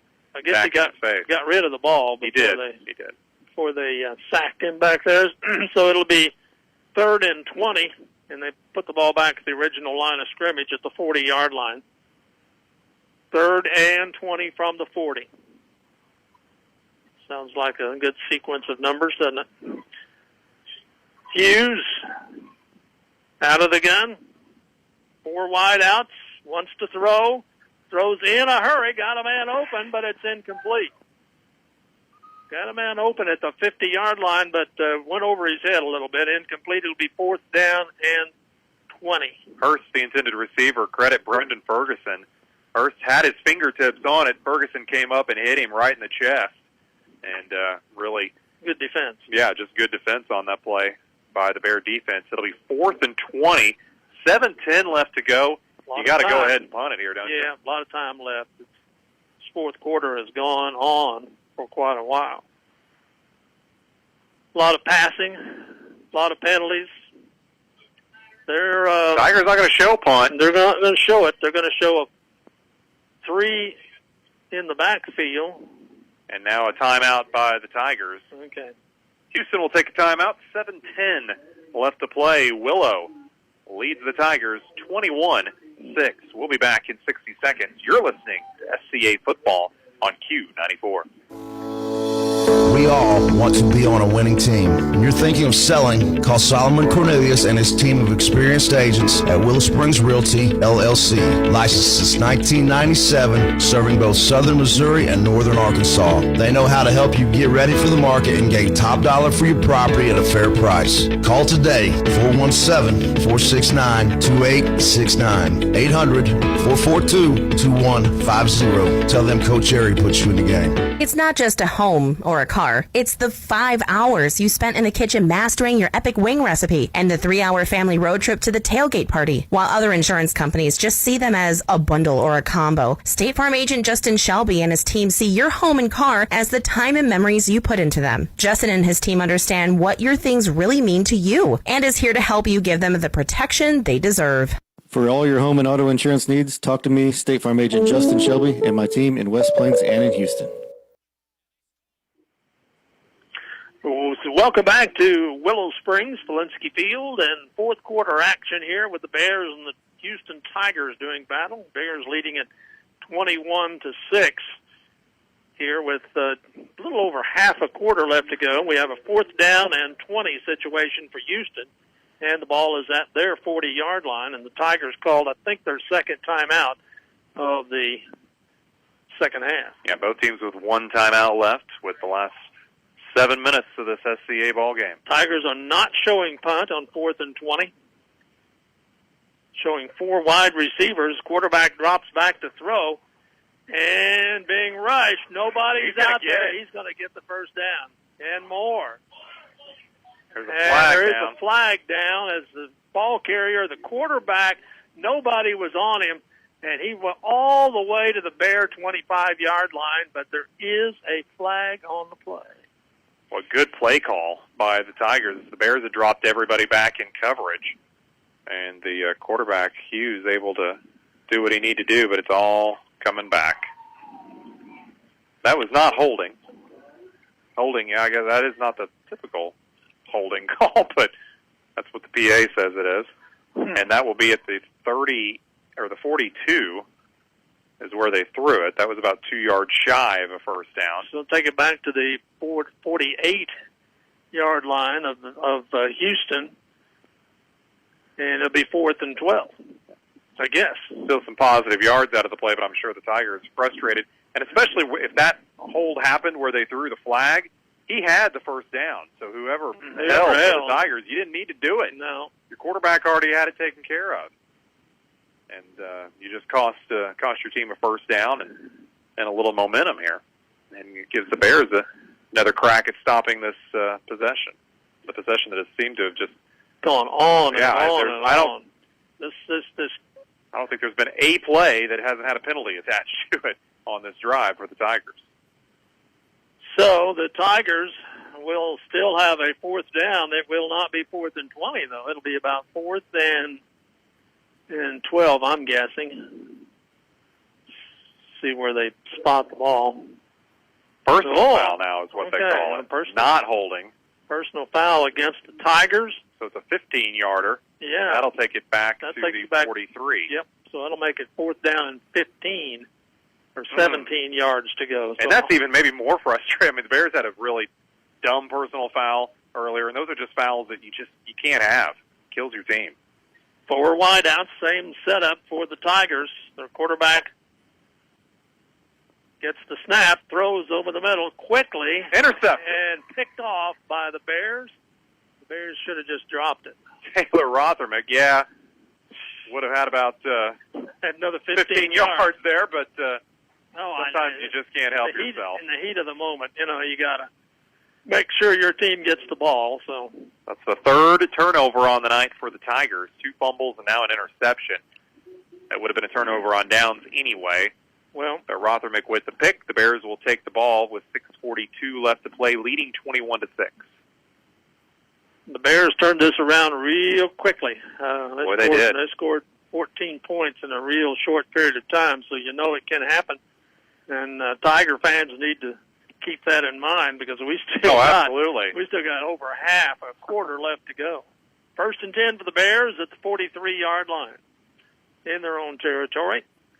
Handoff to the running back. He's hit at the line of scrimmage, and down he goes. And maybe flag comes in from the backfield.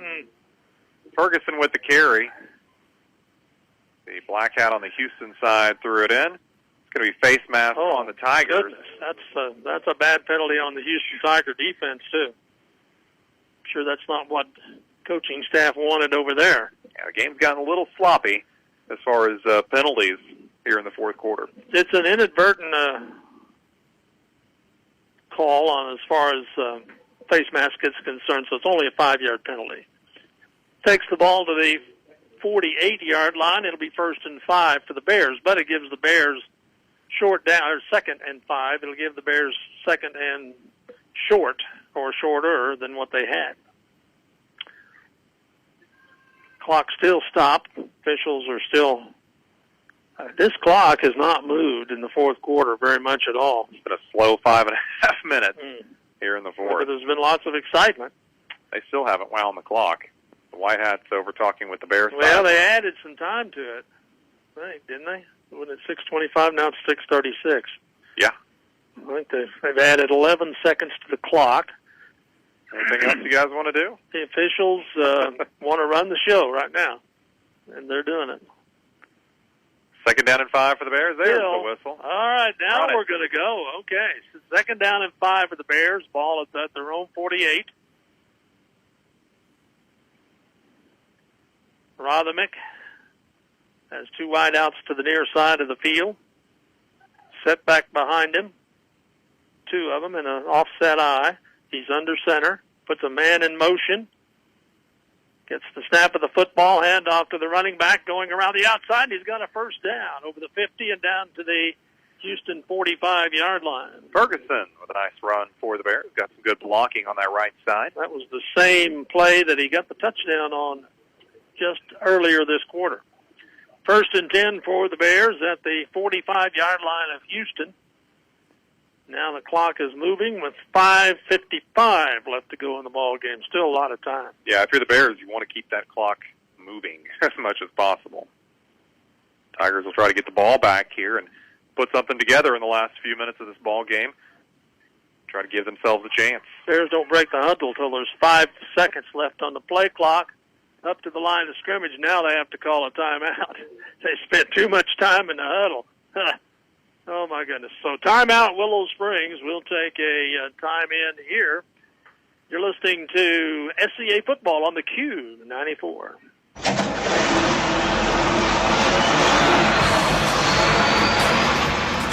Hey, this is Steven at TLG Peterbilt in Willow Springs. We proudly support our Willow Springs Bears. Here at TLG Peterbilt, we offer an extensive lineup of replacement parts for all makes, all models of all trucks and all trailers in the industry. Uptime all the time. The Larson Group Peterbilt in Willow Springs. Find us online at tlgtrucks.com or visit us on US 60 in Willow Springs. I don't know. 5:35 left to go in the ball game. Bears and Houston Tigers doing battle, and like two of the lesser teams in the conference. Houston come in with 2 wins. Bears come in with 1. Bears won a 5-game losing streak. And the Bears lead it here 21-6 as we're having a long fourth quarter between timeouts, penalties, and incompleted passes and a variety of other things. It seems like the clock has just not moved. Pretty good crowd for a Friday night here in the beautiful night. Yeah, a really nice night. No, we haven't had any cold weather this year for football at all, really. No. Bears will be in Thayer next week. And this game, boy, those 3 turnovers by the Tigers have hurt, and then you go back to that sequence where the Bear defense held on 4th and goal from the 1. It was big. And then turned around and scored a 98-yard touchdown. Okay, 1st and 10 Bears from the 45. We're about to resume action here. Rodovic, long count, hands off to the running back. He's into the secondary, and another first down, it looks like, for the Bears as he gets down to the 35-yard line. 10-yard run for Ferguson, and he looks as strong as we've seen him since week 1. We'll spot the ball inside 35. That's first down, 1st and 10 for the Bears. I don't know how much Gavin was used last week, but I know in that Liberty game he was kind of used sparingly, and really just now kind of seems to be back to where we need him. 1st and 10 Bears, ball at the Tiger 34-yard line. Bears break the huddle. 2 wideouts to the near side, offset eye behind Rodovic under center. He hands off to his tailback, and he's into the secondary. Ferguson dodges a tackler and gets down to the 15-yard line. Another first down for the Bears. Bears are getting beyond that initial line of scrimmage now, and when they do, getting second level. The type of defense that Houston runs, they put a lot of people in the box, and when you get beyond that, you can pick up some big yardage, and the Bears are doing that. 15-yard gain there. Back in the red zone and have a chance to pretty much put this away if they can get another score here with 4:40 left to play. Score update, Ava now leading 35-13 over Thayer. Bears break the huddle here, come up to the line of scrimmage, 1st and 10 from the 14. Same formation, Rodovic under center, and flag. We haven't had one of those in a couple plays. 2 plays without flags, so false start on the Bears, so that'll take it back 5 yards. And that every time that happens, it stops the clock as well. So Houston likes that. It gives them a little more time. Take the ball back to the 19. It'll be 1st and 15 for the Bears from the Houston 19. Rothermick will trot over to get the play from Coach Wyatt. They'll wind the clock here. Play clock is running with 18 seconds on it. Play clock and the game clock both moving right now. From the 19-yard line, 1st and 15 for the Bears. Rothermick gets under center. High formation behind him. Oh, another flag. Another Bear movement. Yeah, before we even started. Saw the Bear line head up. And so, wow. Back-to-back false start penalties on the Bears. All that momentum is going backwards here for Willow. 4 minutes left to play. Well, you want the game over quickly if you're the Bears, and yes, it's not happening. Penalties don't help that. No. They'll wind the clock again. Takes the ball back to the 24, be 1st and 20 for the Bears from the Houston 24-yard line. That is a final, by the way, from Ava, 38-13.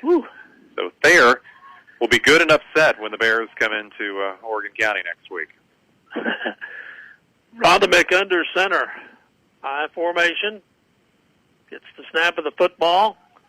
Hands off to the second back, and he got a couple of yards on the play, and guess what? Wow. Another flag. Ferguson with the carry. Give him a yard or two, but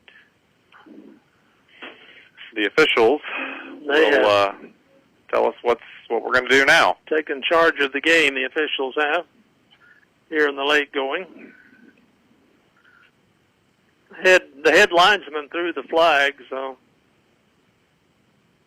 face mask Tigers. The Tigers. A lot of face masks tonight. Multiples on the Tigers, but at least one on the Bears. And most of them have been inadvertent too. Yeah. And so they're only 5 yards, but this one's 10. This one's going to be 10, 15. Half the distance to the goals. What it's going to be. So. Yeah, that one was not inadvertent. No, apparently I not. didn't see it. Apparently not. But somebody did. That guy, the head linesman, the guy that saw it, he threw the flag. So that'll take it all the way down to the 10-yard line. 1st and goal. No. For the Bears. No. No? No. I guess think it is. So. But okay. It is. Yeah. Yeah. 1st and goal. Automatic first down? Yep.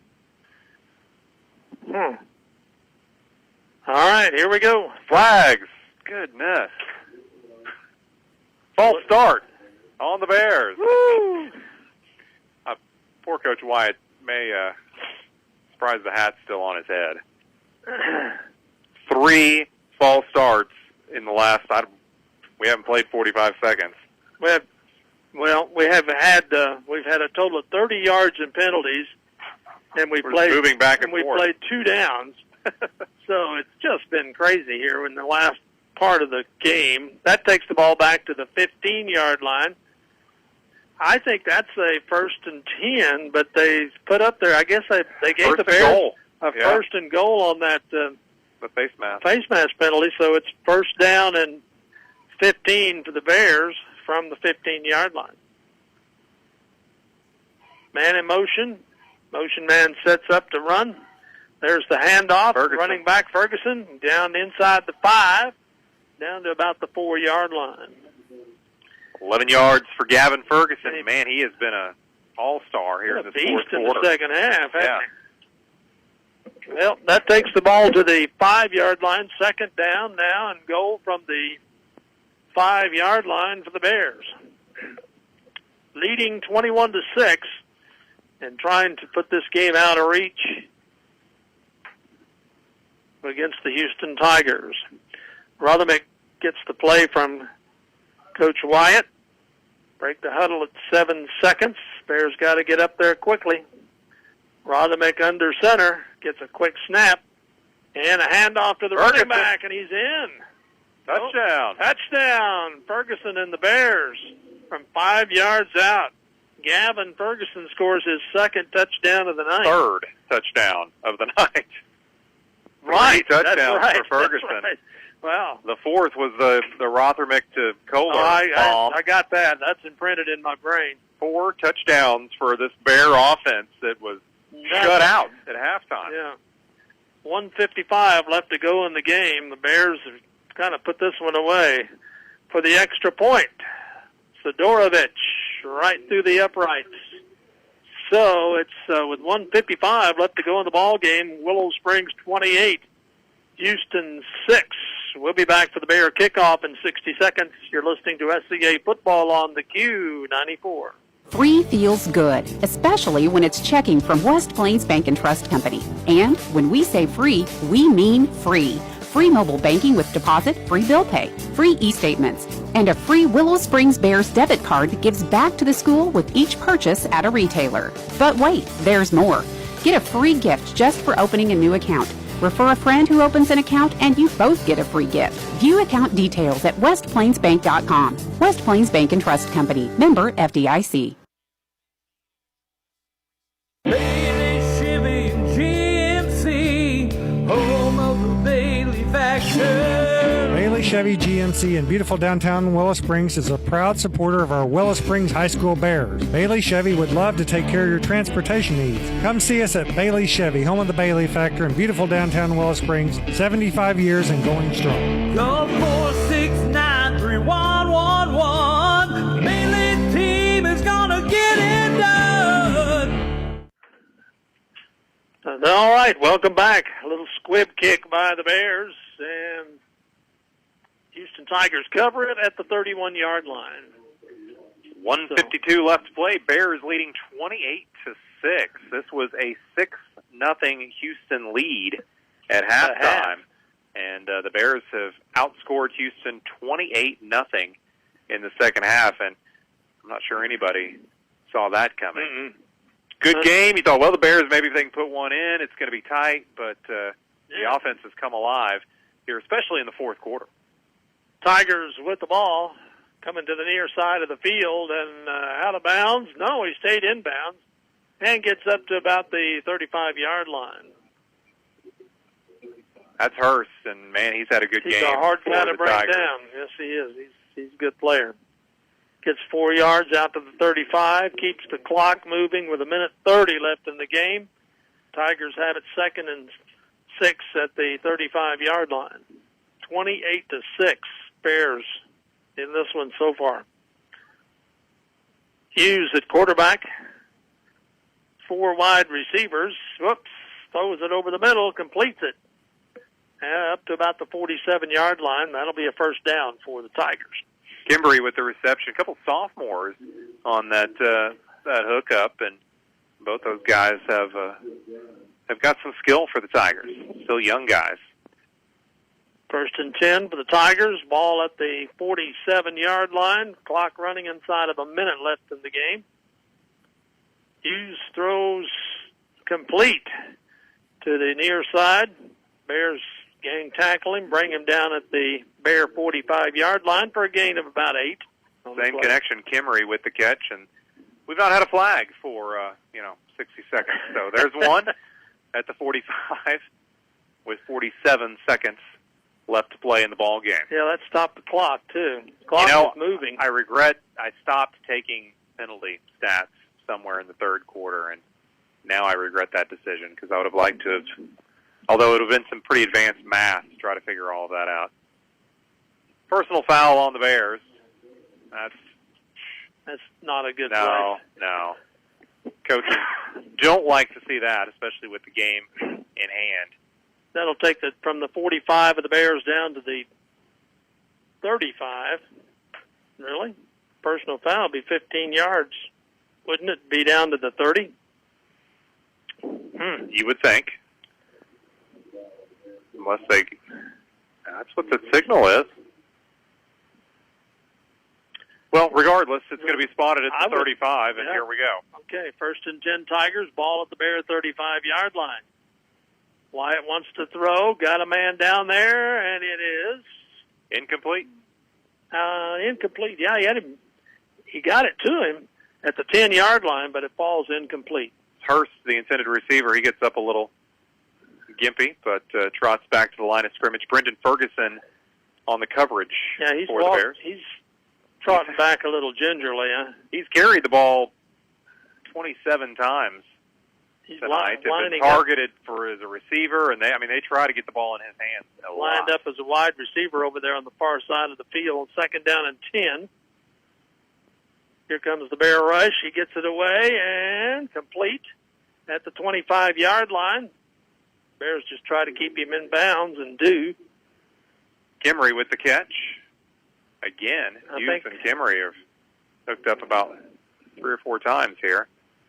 Somebody call Houston a timeout. does have 1 timeout left, but 24 seconds left in a 28-6 the officials game. I wouldn't clock think for some reason. it is a 1st down. They're going to move the chains, Okay. but then they should wind it again. Okay. Ball is at the Bear 25-yard line. Here we go. Clock is moving now. Quarterback wants to throw and gets out of trouble and throws on the run. Completes it inside the 20 at about the 18 with 9 seconds. And it's they're going to try to get one more playoff here with 4. Going to have to hurry to do it. He gets a quick snap, and it goes behind him. That's the flag is thrown. I don't know. Game over. They couldn't get the snap. The center snapped it before the quarterback was ready. Time expired. Ball game. There is a flag. It's a false start. Penalty declined. Okay. Of course, this game would end with a flag. Yeah, of course. Bears win. That's the final. 28-6. Willow Springs beats Houston. We'll come back and talk about it in 3 minutes. You're listening to Bear and Tiger football on Q94. It's not just a home or a car. It's the 5 hours you spent in the kitchen mastering your epic wing recipe and the 3-hour family road trip to the tailgate party. While other insurance companies just see them as a bundle or a combo, State Farm agent Justin Shelby and his team see your home and car as the time and memories you put into them. Justin and his team understand what your things really mean to you and is here to help you give them the protection they deserve. For all your home and auto insurance needs, talk to me, State Farm agent Justin Shelby, and my team in West Plains and in Houston. Daddy, remember that the important thing is I'm okay. What did you do to my car? Remember that the important thing is that I'm okay. What did you do to my car? Well, Daddy, I was following my GPS instructions, and it said, make a right turn, and well... What did you do to my car? Your car will be okay. I had the tow truck driver take it to Medlock's Body Shop. Medlock's Body Shop in Houston. We can fix wrong turn mishaps. CHC Home Center right here, right now. CHC Home Center and Do It Center is proud to be a strong supporter of the schools and the communities we serve. Whether you're building a home, making improvements, or need supplies for your DIY projects, there's a CHC near you with the items you need right here, right now. CHC Do It Center in Houston, CHC in Kabul, Mountain Grove, Rogersville, and Marshfield. CHC Home Center right here, right now. After I drop the kids off, I have to run across town for a meeting, hit the gym during lunch. Jake has soccer tonight, and Emily has gymnastics? Oh, did I turn on the crock pot this morning? With a never-ending to-do list, it's easy to forget something important, like setting up a life insurance plan with Shelter Insurance. Your local Shelter agent can show you how to create a safety net for your family. Shelter Life Insurance Company, Columbia, Missouri. Shelter Insurance agent Terry Newton is a proud sponsor of this Willow Springs Bears game. Did you miss the days when it felt like your bank was there for you? Good news. West Plains Bank and Trust Company Houston branch is open for business at 6783 Highway 63 in Houston. Lender Kurt Huguenot and branch manager Amanda Hamilton lead a team of local community bankers ready to open new personal and business accounts and discuss loan needs. Stop in Houston branch. Visit westplainsbank.com or drive through our ATM under the purple canopy on 63 in Houston. West Plains Bank and Trust Company. Every customer leaves a friend. Member FDIC. Foster's Auto Body, Muffler, and 24-hour wrecker service is in Willow Springs and proud to support the Willow Springs Bears. If you need a windshield replaced, Foster's Auto Body, Muffler, and 24-hour wrecker service is definitely the place to go. Foster's Auto Body, Muffler, and 24-hour wrecker service. When you need help, they're there to help you. 469-1255. You get over it. Welcome back to Polinsky Field and Bear football, Houston football on the Q tonight as we put the two teams together for this one, and the Bears come out on top, winning 28-6 over the Houston Tigers. Bears looked anemic in the first half.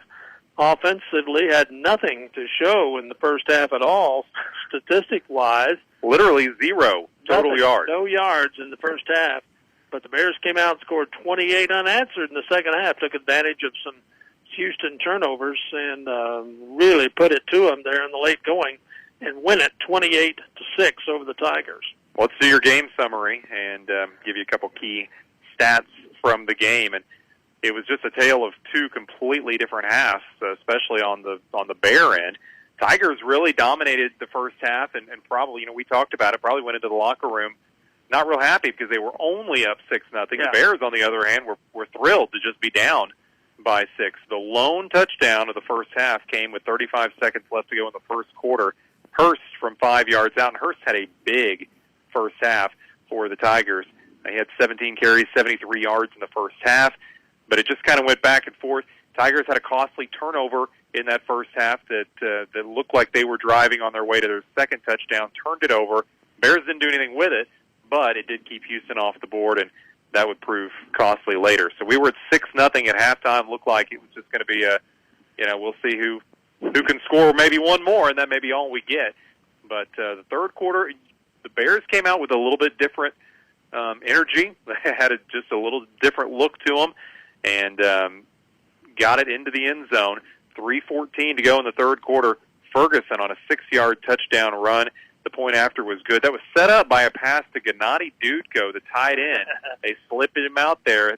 Hadn't targeted him all night. You said they did it last week against Salem. They did it once last week against Salem. It worked, and that got them in the red zone, and then Ferguson put it in. The Bears had their first lead of the game with 3 minutes left in the third quarter, 7-6, and you thought, okay, well, we'll see if that 1 point can hang on. But then came the fourth quarter, and with 9:40 to go in the ball game, this whole sequence was the game, really. It was, Houston was driving, had it on they had a first and goal from the 10, got it down to the 2, about the 1.5-yard line, went to Hurst, one more. They went to him every play. Went to him, busted him out to the outside, got tripped up, came up half a yard short of a touchdown that would have given Houston the lead. Mm-hmm. Instead, it gave the Bears the ball back on the half-yard line to an offense that had not done a lot. The Bears at the half-yard line got it out to the 2. You were thinking that in Houston had they were coming for They blitz. were coming safety, Yeah. safety. That's all they were thinking to get the lead. That's what they were doing. And the game very well might have swung that way, but instead, Rothermick had enough time to find Ryan Kohler wide open behind enemy lines. At the 25-yard line. He caught it, and there was nobody in front of him, and he goes 98 yards for the touchdown. That put the Bears up 14-6. All the momentum shifted to the Bears at that point, and it's just about a minute and a half later, Gavin Ferguson on a 35-yard touchdown run. After a Houston turnover. After another Houston turnover, the Bears went up 21-6, and then with 2 minutes left, Ferguson put the final touches on the game with a 4-yard touchdown run. 28-6 was our final, and that sequence, though, just shifted the momentum of the entire game, and all of a sudden you saw the Bears smiling, knocking each other in the shoulders, and saw some life in a team that hadn't won since week 1, and the Bears pick up their second win of the year. A couple of key stats for you. Again, after finishing with the first half with 0 total yards, the Bears score 4 touchdowns in the second half, and really keyed by that play from Rothermick to Kohler, and then Ferguson really came alive in that fourth quarter and then second half. He finishes the game with 15 carries and 93 yards, but at halftime, he had 8 carries for no yards. He came alive.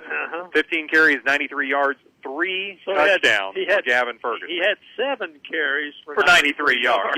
Yes. We've got to include the whole game, but really quite a second half for Gavin Ferguson. And Hurst for the Tigers, man, he was a workhorse. Oh, he was. But Houston just really didn't. They couldn't get it into the end zone, and those turnovers really hurt him tonight. But Bailey Hurst finishes the game 27 carries, 148 yards, and 1 touchdown for the senior Tiger. And big win for the Bears. Both teams now at 2-5 on the season, and the Bears will go to Thayer next Friday. Let's take a look at some scores before we leave you tonight.